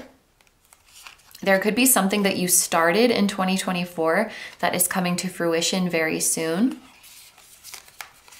Binary is singular. 2 polarities coming together. There's that yin and yang polarity again. Somehow you and this person could represent the yin and the yang, 2 energies or 2 gifts that are different, but that complement each other very well. The energy of this 3D reality is getting lighter, and this allows you to come together more seamlessly. I'm hearing, and do what you need to do. I honestly, it's funny because when I pulled the 4 of Cups for when and why they think about you, I honestly felt it as a I don't know. Like, why do you think about group 3? I don't know. Their energy just kind of shows up. They're just on my mind. What reminds you of group number 3? I don't know. Like, maybe you experience this with your person as well. Like, I don't know why I'm thinking about them. Their energy is just here. I don't know why they keep popping up. Maybe you see signs of them and you're like, why? What? I don't know why I said it like that, but like, what are you doing here? I don't know if that's significant for someone, or maybe I'm just being silly, but it definitely feels like something that is just divinely guided and you were placed in each other's paths. But it doesn't seem like they're giving it too much thought, which is a good thing, because I feel like overthinking would create resistance. If they're like, why is group 3's energy here? Why does this connection keep coming back? What is the meaning? It might create some resistance versus I feel like they're just open to it. Like you pop up in their mind, they think about you and the thought passes. And the thoughts are becoming more frequent and they're becoming stronger because some energy is pulling you together. Like you're meant, it sounds intense, but I feel like you were meant to come together for some shared goal or maybe a shared mission that your souls have. It's crazy how many extra cards are coming out for this group. We are getting flooded with cards. Okay. How do their thoughts of you make them feel? Well, obviously with the Four of Wands, happy. Funny, I was just talking about the Venus retrograde that passed because it was in the sign of Aries, and this is Venus in Aries. That Venus in retrograde, and especially when it ended, which was like April 12th, 2025, I want to say. Like that time when the Venus retrograde ended could have been significant for you. The first half of April is when Mercury and Venus went direct. So that maybe activated something for you. Or if you're watching this farther in the future, like when a retrograde ends could activate something significant in this connection. But anyway, the Four of Wands is a very happy card. So it definitely means that the thoughts of you make them happy. And I would say that they see you as one of them, or like one of their people. In spiritual terms, they might see you as one of their soul family or soul tribe, someone who gets them, someone with whom they feel a sense of belonging, a sense of community. I want to say a sense of camaraderie. Like, you get me. If I talk about the things that I'm passionate about, if I talk about my interests, you'll get it. I feel like you're my people. I feel like you get it. So they definitely feel quite comfortable with you, regardless of how long they've known you. They feel completely unjudged by you, like they could tell you anything. They feel understood. They may feel a sense of familiarity as well. The fact that you're being drawn towards each other and they feel this sense of belonging and home with you, they might just feel oddly familiar with you.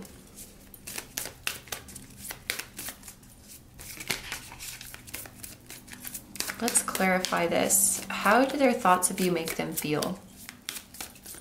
Or what does Spirit want you to know? Because I feel like this Oracle deck is just, she has a mind of her own. She's just telling us whatever she wants to tell us.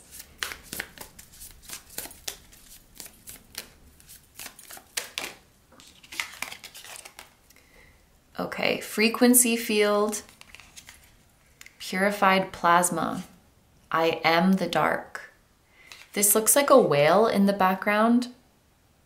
At least to me, it looks like a whale. That could be significant. This shape is also reminding me of a pendulum. I haven't used pendulum in a long time. I used to use it a lot for like divination purposes. I wonder, maybe this is just for some of you, but your person could have gotten a reading about you, or your energy popped up when they were getting a reading. Frequency field, Four of Wands. I feel like you emit similar frequencies already, and your energy fields mesh together very well. I feel like I was talking about this in a reading recently. Like, you know, some auras might blend together like water and oil, which is not at all. Like they're just incompatible. And then others might blend together like water and water. It's just seamless. They're compatible. So I feel like there's something about the frequency that you emit, or something about your energetic field, that it just, I'm hearing like crossfade, crossfaded. They crossfade into each other and it's very seamless. If you were to merge your fields, it might be difficult to tell where one ends and where the other begins. They fit. I'm thinking about harmony. Like if you're playing two songs in the same key, they might sound very nice together. If they're keys that have nothing to do with each other, it could be very dissonant. But you're in the same, I want to say like you're in the same key, or you're on the same frequency. And so thinking about you, which as we've seen, especially in your case, when you're thinking about each other, you're actually calling in each other's energy and drawing yourself closer to the other's energy. That feels good because it's familiar. It's familiar because it is, because your auras are familiar with each other because they're the same, or they're like very similar. I just looked up and saw 4114, which is a mirroring number. So this could be a dynamic where, like in the 3D, to an outsider, you might appear to be different, but I feel like energetically you're actually very similar, regardless of how similar or different your 3D journeys might appear.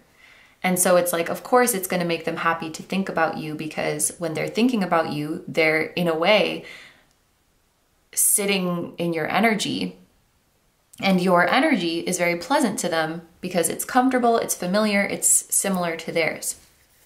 This one is interesting, group number 3. So we're gonna go into the extended now, where we see what do they think your thoughts are? How would they react if they knew your true thoughts and feelings? What are their next moves towards you? Any messages or advice from their higher self? And significant time frames, signs, and synchronicities pertaining to this connection. If you'd like to join me in the extended, like I mentioned in the intro, it's available on Patreon or Vimeo, so you can choose whichever works best for you. And on Patreon, you have the option of a one-time purchase of this extended or a monthly membership to access extendeds. So whatever works for you. If you want to leave the reading here, that is cool too. Thank you so much for being here and for letting me read for you. I hope you have a wonderful day or night whenever you're watching, and I wish you all the best. Please take good care of yourself, stay healthy. Don't forget to like, comment, and subscribe if you feel like doing that. If you enjoy my content and you'd like to find me elsewhere, I'm gonna have linked down below my tarot reading Instagram, my personal Instagram, my Patreon, where we have the extendeds. We also have 120-ish exclusive full-length readings. We also have both. You can explore different options, and it's a great time over there. So that's going to be linked down below, and my music channel, which includes the intro song of this video. That is an original song. I will also have my latest release linked down below. Thank you guys so much for supporting me, my channel, and anything I do. I really appreciate having you here, and I'm sending so much love to you, your person, your higher selves, your spirit guides, your spiritual teams, and all of your loved ones, both here on earth and in the other realms. And I will see you guys in the next one. Bye-bye. Hi, number 4s. So if you guys chose the Sodalite and the Lucid Minds Tarot and the Queen of the Moon Oracle, this is going to be a reading about whether the person on your mind has you on their mind. Like I mentioned in the intro, our first little energy check of this reading is going to be revealing the tarot and oracle card that were present in the intro. But for this group, there's actually a few things that I want to mention to you before we get into the cards. When I was filming the intro, there's something about these decks, like, I always feel like I'm forgetting the names of them, and I have to double check them. Now, I do get the names of decks wrong sometimes, but I feel like these ones, I'm like, oh crap, what was it called again? And then I look it up and it's exactly what I thought it was. And then I'm like, oh yeah, it's that. And then sure enough, the next time I use it, I'll be like, wait, was it called that again? I need to double check. And I thought that that was a message for my group number 4s, that there's something you are second guessing that you already know very well. There's some knowledge that you have deep down, but you continuously doubt yourself about it and continuously need to keep checking. So this could be like a truth that you know very deeply, but then you're looking for confirmation of it over and over again. And then the other thing that happened is that as I was preparing to film your group, I knocked over a die. It fell on the floor and it was the South Node. And I feel like that goes with this message. There's a truth that you have been familiar with for many lifetimes, and yet you feel somehow the need to keep checking it, to keep verifying that it's actually true and that you're not mistaken. Then the last thing I wanted to mention is that before I started filming your group, I had to turn the heater on, which is very unusual. I'm usually turning it off when I film because filming makes me hot, and then sometimes I'm even turning on the cooler. And so it's just unusual, even for the time of year that it is right now, that I should need to turn on the heater. So it made me wonder if either you or your person is someone who gets cold easily, or maybe you and your person are just needing a bit of extra warmth right now. And with that being said, another energy check I think for this group would be that if this person on your mind is not someone who gives you that like warm and fuzzy and cozy feeling, then this might not be your group, because there's definitely a sense of like craving warmth from each other. And now that's kind of making me think of body heat, like when people or even animals like huddle together to get each other's body heat. Maybe there's something there about wanting physical proximity to each other. But yeah, that's your first energy check. This will be the second one. And I just saw 333, by the way. So we're going to reveal the tarot and oracle card that were present in your intro. And if this is a message that resonates with you or that you would like to claim, then keep watching. For your tarot card, we're starting off strong with the Ace of Pentacles. Something materializing, a new financial opportunity coming in. Oh my gosh, I just saw 333 and your card is 33. That's crazy. Angel numbers coming in rapid succession. That could be significant for some of you. Like maybe you're seeing the same angel number several times a day, or the universe is like showing it to you very close to each other. We have flower, moon, blossoming. Something is blossoming. Okay, this number 3 could also be referring to the third dimension. Something is blossoming in your 3D reality. I'm hearing the universe is delivering on its promise. You certainly wouldn't have to check for confirmation so many times if it was right in front of you. I'm just saying. Okay, so this is going to be the full breakdown of our reading today. Like I mentioned in the intro, we're going to start by seeing how your person sees you overall. This is also going to be like part of the energy check. Then we're going to see how they see you within this connection, how they see themselves within this connection, how they see the energy and the dynamic between the two of you, how they want the energy and the dynamic between the two of you to be. Then we are going to dive into their thoughts of you. So we're going to see how often do they think about you, the nature of their thoughts of you, when and why do they think of you? So is there like a specific time of day, for example, or a specific time of year that they are more likely to think of you? Or are there specific things in their surroundings that remind them of you? And then we are going to see how do their thoughts of you make them feel. There's also going to be an extended reading today, which is available on Patreon or Vimeo, so you can choose whichever platform works best for you. And in the extended, we are going to see what do they think your thoughts are? How would they react if they knew your true thoughts and feelings? What are their next moves towards you? Any messages or advice from their higher self? And finally, significant time frames, signs, and synchronicities pertaining to this connection. So that's going to be the full reading today. Thank you so much for being here. And now let's reveal how your person sees you. And we have Temperance. The first word coming to my mind is stability.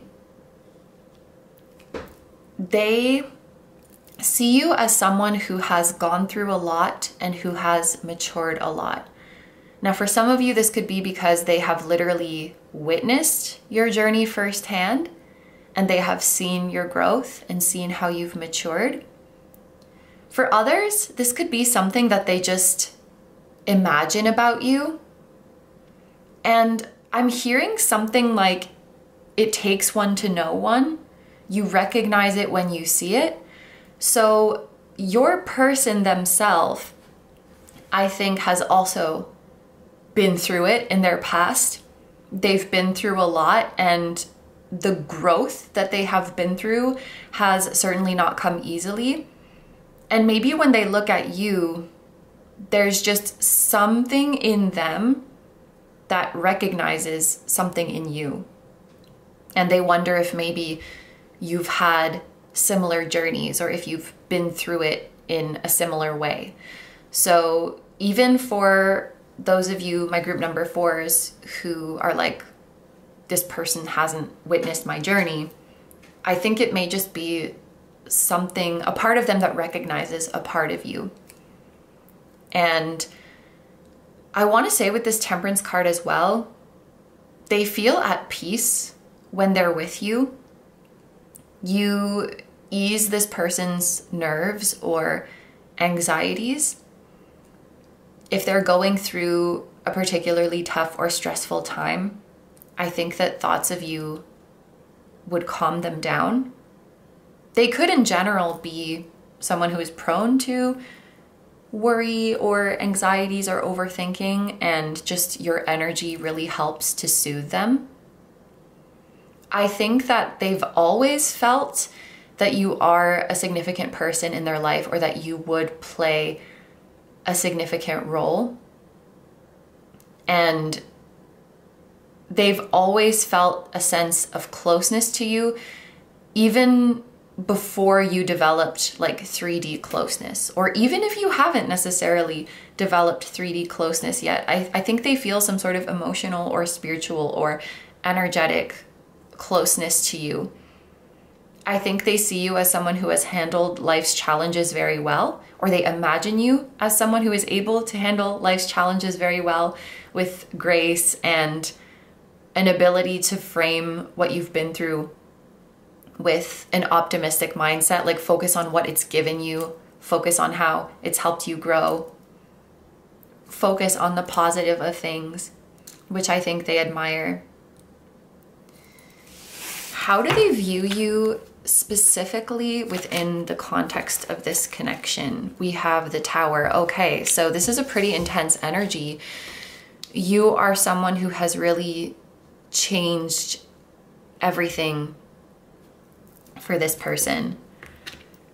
This is definitely, when the Tower card comes out for like a connection or relationship reading, it very much feels like there was my life before you and there was my life after you.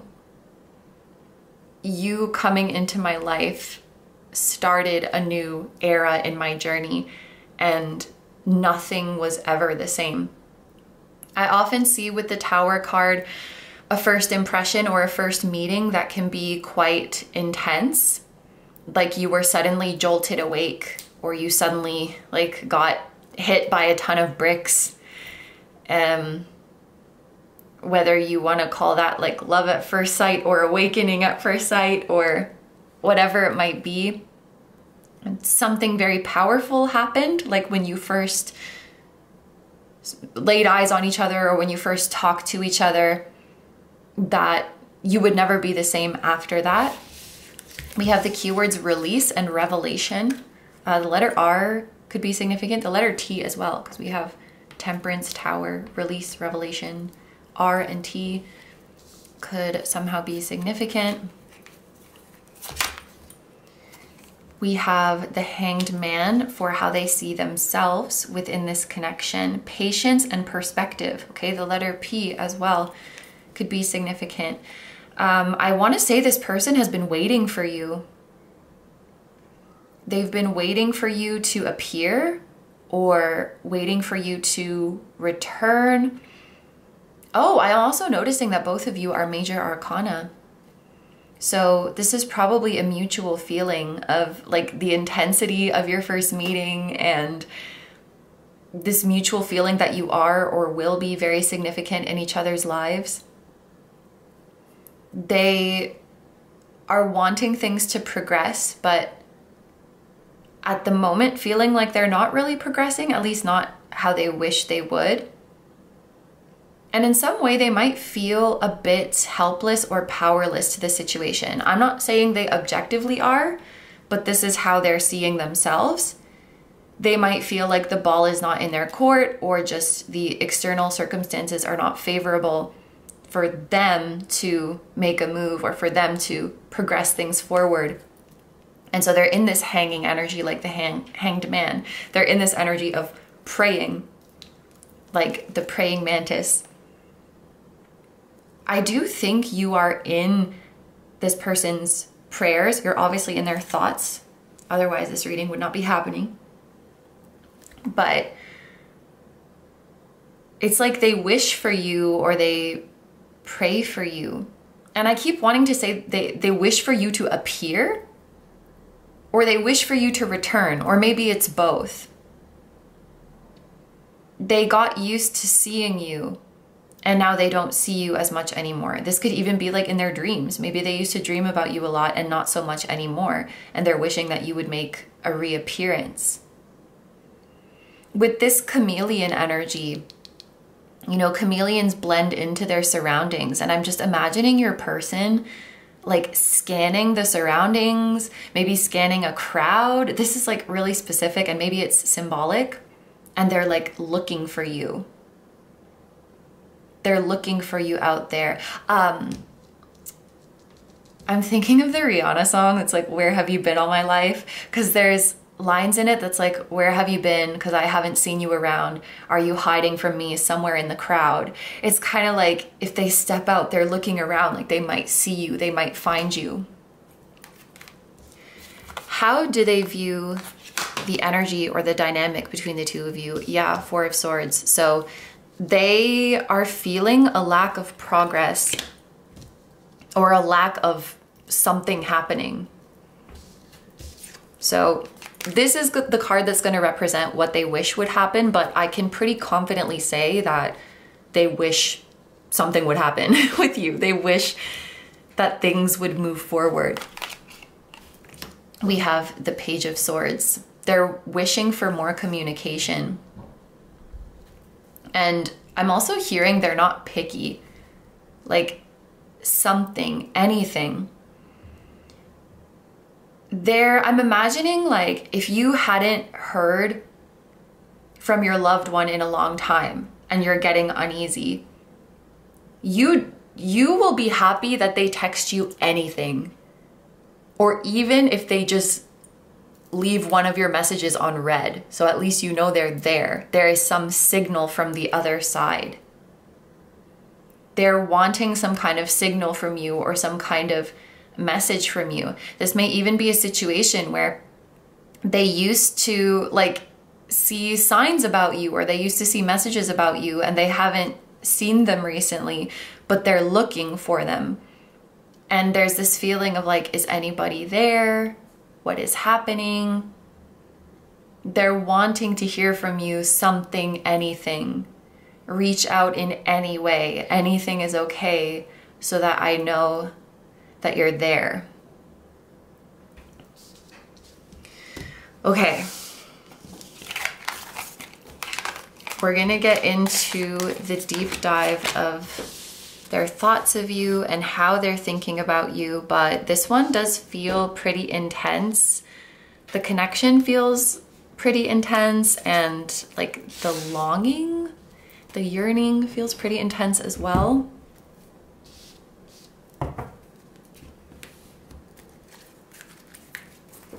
So what I'm gonna do for this part is I'll pull a row of tarot cards and then a row of oracle cards underneath to clarify the messages.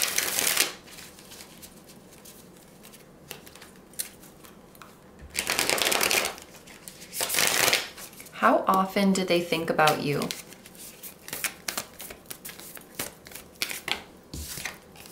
We have the Nine of Cups. I didn't really need a card for this because judging from the previous energy, it's pretty clear that you are constantly on this person's mind. And the Nine of Cups is a happy card, and it has an energy of wishing to it, which I think is very fitting. But there's something about the artwork of this card that feels a bit lonely, and it feels like they're wishing on a star for you. We're gonna get into it later in the reading of when specifically they think about you, but I would bet that they do think about you quite a bit at nighttime, or think about you quite a bit when they are alone with their thoughts. And this is making me emotional. I'm not sure exactly what the dynamic is between the two of you. If you do feel comfortable sharing a bit about it, of course, feel free to comment. But there's a feeling of you're somewhere out there and they're wishing for you. They want to know where you are. Like, this could be a no contact situation, or I could even see this fitting for someone you haven't met yet, like, you know, soulmates who haven't met each other yet. And there's that lonely feeling of, are you out there somewhere, and are you wondering where I am too? Like, are you wishing for me as much as I'm wishing for you? I think there is always like a comfort in, oh, this is making me very emotional. There's always a comfort in looking up at the stars and looking up at the moon and knowing that you are looking at the same moon and stars.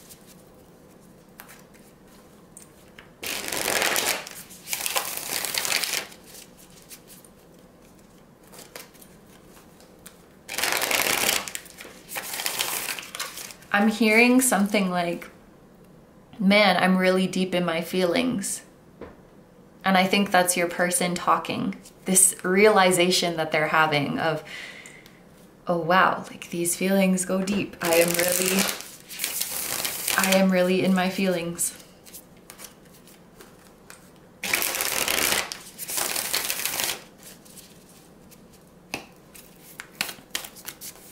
Year of the Tiger could be significant for some of you.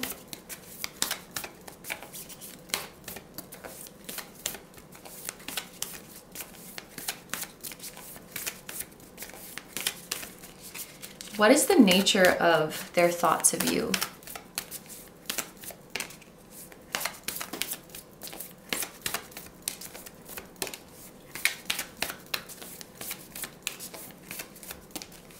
Judging from how much time the cards are taking to come out, something that they may actually think about a lot is the passing of time. So for example, it's been X amount of time since we last saw each other, or since we last spoke, or I've been looking for you or wishing for you for X amount of time. Like, they can't help but think about the passing time. We have two cards coming out for the nature of their thoughts towards you. We have the Knight of Swords and we have the Eight of Cups. This Eight of Cups is very interesting because in this deck it shows footprints in the sand. It's like there's maybe some way that they can find you. They don't know how to find you, or they're looking for you. Knight of Swords, I definitely feel, is confirming frequent thoughts. And I feel like not only are they in their feelings, they're also in their head when it comes to you. Maybe like if you resonated with that initial message of having doubts or searching for confirmation, I feel like it's the same for them.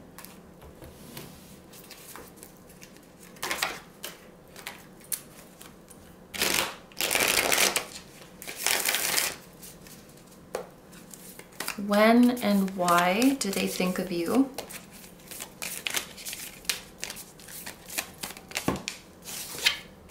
The Ten of Pentacles, all the time. We already knew that, but just in case you needed a reminder. How do their thoughts of you make them feel? Eight of Pentacles. So we're gonna get clarifiers for these, but with the Eight of Pentacles, I'm hearing like, I just have to keep going.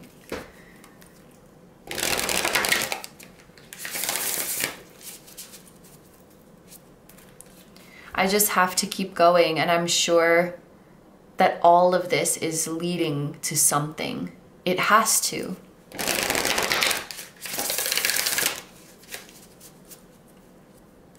I think what keeps me going is that knowing that deep down, like, all of this can't lead to nothing.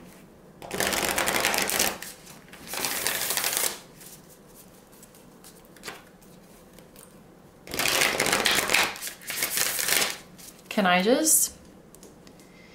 I have that weird thing that I don't like looking at holes. So I'm just gonna place the fish there.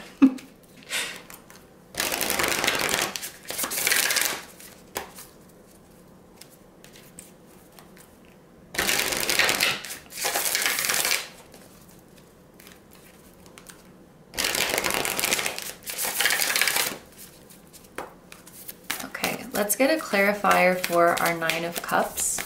How often do they think about you? We have assessing the number 9, first quarter moon. To clarify the Knight of Swords and the Eight of Cups, the nature of their thoughts of you, we have abundance with Hunter moon. To clarify the Ten of Pentacles, when and why do they think of you? We have the new moon with beginnings. Okay.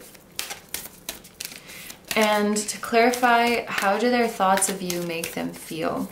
Clarify the Eight of Pentacles. We have the number 11, fear. For some reason, I felt like saying the number for this one. I don't know if I said it for the other ones. We have the numbers 9, 38, which reduces to 11, 2, and 11. This says new moon, but it looks like a full moon. So we have a moon that is growing. There's like the first quarter moon, waxing gibbous, full moon. It looks like feelings are only growing. I do get the sense from them that they have embraced their feelings for you. They've recognized that they won't go anywhere. I want to say that they kind of can't go anywhere. This sounds intense, but I feel like if this is your group, you'll understand. It's like the emotions are like a part of me that I can't, it would feel like I'm suppressing a part of myself, and I can't do that. I think that, oh, and even this person with the binoculars, there's a feeling of looking for you, of trying to find you. I want to make sure that you didn't get lost. We have the card beginnings here, and this came out to clarify when they think of you. This made me think like at the start of something new, at the start of a new season, at the start of a new month, at the start of a new year. There's almost this feeling of maybe this will be the time, like maybe this will be the month, maybe this will be the year. And then we have fear too. And I feel like if this is your group, you might be able to resonate with this as well. Like a cycle of feeling hopeful that it will work out, and then a fear of like, but what if it doesn't happen? This feels like the energy of really strongly desiring a particular outcome or a particular manifestation, and going through these cycles of like, you feel good about it, so you let go, but then you let go and nothing's happening. So then you start to get nervous, so you start to hold on more tightly, but then you hold on more tightly and it feels uncomfortable and it feels frustrating. And then your emotions reach a height, so you have to let go. you let go, you start, and the cycle starts again. I feel that both of you are going through this. If you've made it this far in the reading and you know that this is your group, I feel like as I'm relaying these messages, this could very well be about you, or it could very well be about your person. I just heard you are on the same timeline. You are on the same timeline and you're trying to find each other, but the thing that will bring you together is just the time passing. And the time will pass anyway. It's so much easier for me to say. It's easier said than done. But there's a message. Don't worry about locating each other, because you will find each other through the passing of time. And I don't think that any timing is 100% set in stone. But I get this feeling with the Temperance card a lot, that the journey you're on might be bigger than you think. And there's a lot of moving parts to it, and there's a lot that is working to come together at once. And so you may be looking at your journey from one angle and thinking like, this is simple, this should be simple to make it happen. But there's so many other factors involved in it, and it may take more time for it to all come together. There are some times where we wonder, why is it taking so long? Because we just don't understand like everything that has to happen behind the scenes in order for this to fully come together. And I wonder if the universe will reveal that to you a bit more, because I'm thinking of, you know, a lot of the time when we get impatient of like, why is something taking so long? If someone just explains to us what's going on in the back end and like, oh, we need to do this and then we need to do this and we need to do that, and that's why it takes some time. If we can just know that, then we feel better, right? At least I feel like I do. And I wish that the universe will give you and your person some clarity about like, what is going on behind the scenes? What is the universe preparing in all of this time? And how are we growing and evolving that makes us ready for this union? I feel like this unease, it really comes from a lack of clarity and a lack of certainty. And it makes sense. Sometimes you might start to wonder, like, did I slip into the wrong timeline? Did I get lost? Did you get lost? Because this is a journey that is taking time. This is a journey that is taking time. I have to tell you that it is so worth it with this abundance card. That when it all comes together, it will be more than worth it. Again, I feel like a lot of these messages are things that are so easy for me to say as someone who is just reading your cards, but as someone who is living through it, like, it is a long journey. And I hope at least there's some comfort in knowing that you are on the same timeline, that you are not lost, that they are not lost, that they haven't given up on you, and never will, and like can't. Again, that would feel like suppressing or denying a part of themselves, which they can't do. And I feel like Spirit encourages both of you to turn to that part within yourself where you are together, where you are always together. I'm seeing this scenario, maybe it's a dream, maybe it's a fantasy of your person just being able to run to you. Like, if the barriers were removed, if time wasn't a thing, if you were just in front of me, the way I would make a beeline so fast, it looks like the scene in a movie where like the people find each other and then they're like, shh, and just run towards each other. I'm seeing a scenario like that. the speed at which I would run. I just want to pull a couple more cards and see if there's anything else that Spirit wants to tell you. But I think that this person's thoughts and feelings of you in many ways mirrors your thoughts and feelings towards them,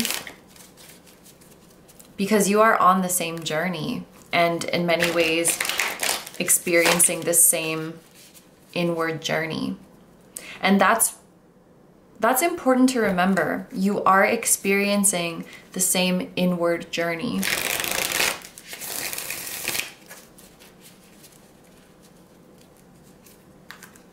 I think remembering that separation is an illusion ultimately is a key part of this experience as well.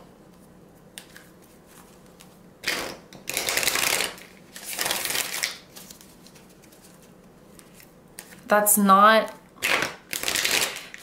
just something we say because it sounds nice, I'm hearing. This is the truth.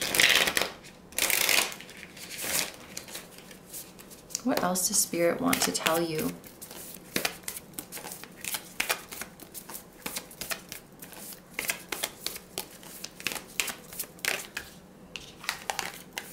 Wow, Two of Pentacles, yin and yang. A very clear sign of mirroring.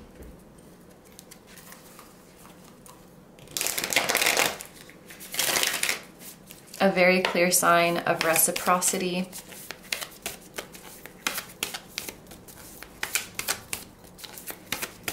Some of you may be filling your days and filling your schedule,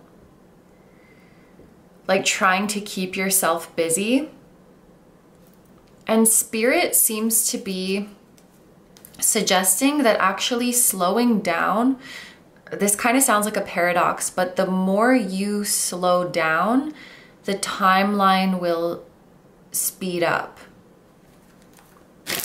If you slow down, like you're keeping so busy out in the world, but if you slow down, you will remember that you can collapse time, is what I'm hearing.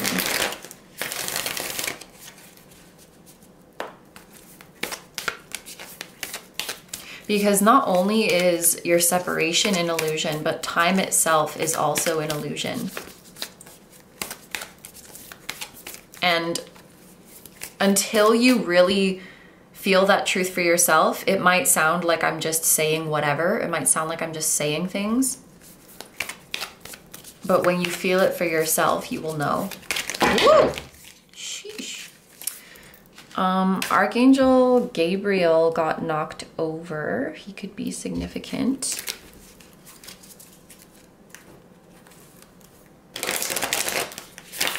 I want to get one more. What else does Spirit want to tell you?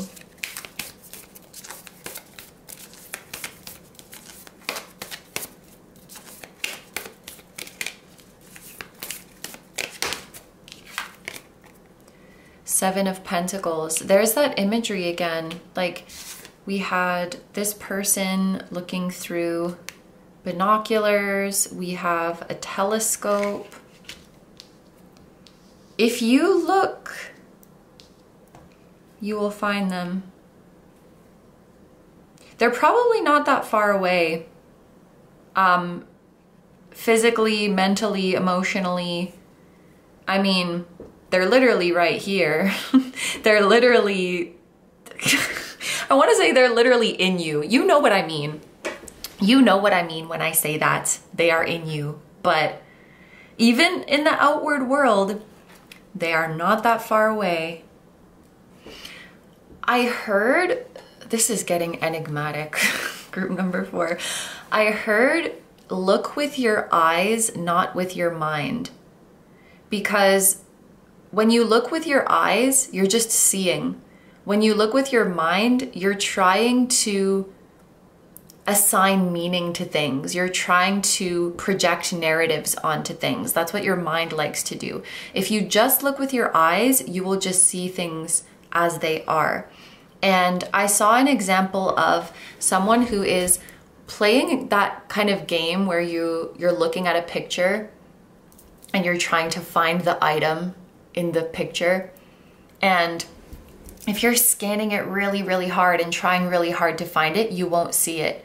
But if you just relax your eyes and look at the picture with no expectations, you will find it very quickly. If you look around like that, you will find your person quickly. It's the straining and trying to see something in a certain way, trying to see something in a certain meaning. Then it will be hard to find them. Just see with your eyes. I'm also hearing that the process of figuring out your journey often looks like trying things and getting it a bit wrong and tweaking it and trying again, and not being afraid to do those series of trials and errors. I don't know what it is. I feel like sometimes group number 4 readings get a lot deeper and we start to deal with more abstract themes.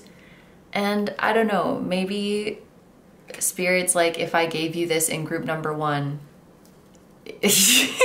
you wouldn't be able to do the other groups after that. But if you want a trippy reading, you should choose group number 4. Anyway, you're not that far.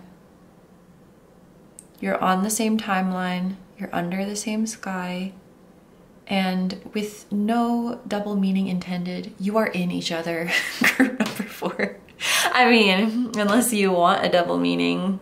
But anyway, we are gonna go into the extended reading now, and we're gonna see, what does your person think that your thoughts are? How would they react if they knew your true thoughts and feelings? What are their next moves towards you? And I think I might modify this a bit to just what is happening next, because I feel like you and your person are very much in the same boat in this connection. So we'll see what the next developments are.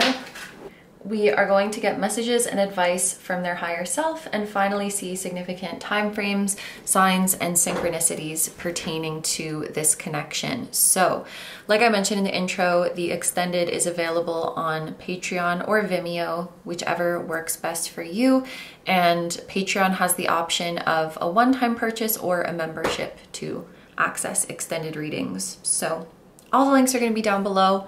If you'd like to join me there, I will see you over there. But if you're going to leave the reading here, I want to say thank you so much for letting me do this reading for you.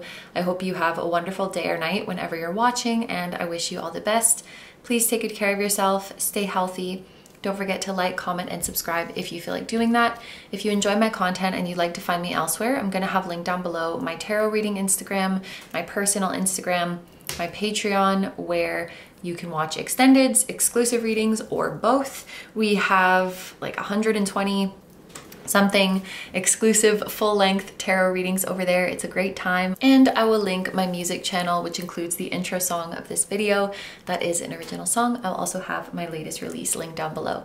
Thank you guys so much for supporting me, my channel, and anything I do. I really, really appreciate having you here, and I'm sending so much love to you, your person, your higher selves, your spirit guides, your spiritual teams, and all of your loved ones, both here on earth and in the other realms. And I will see you guys in the next one. Bye bye.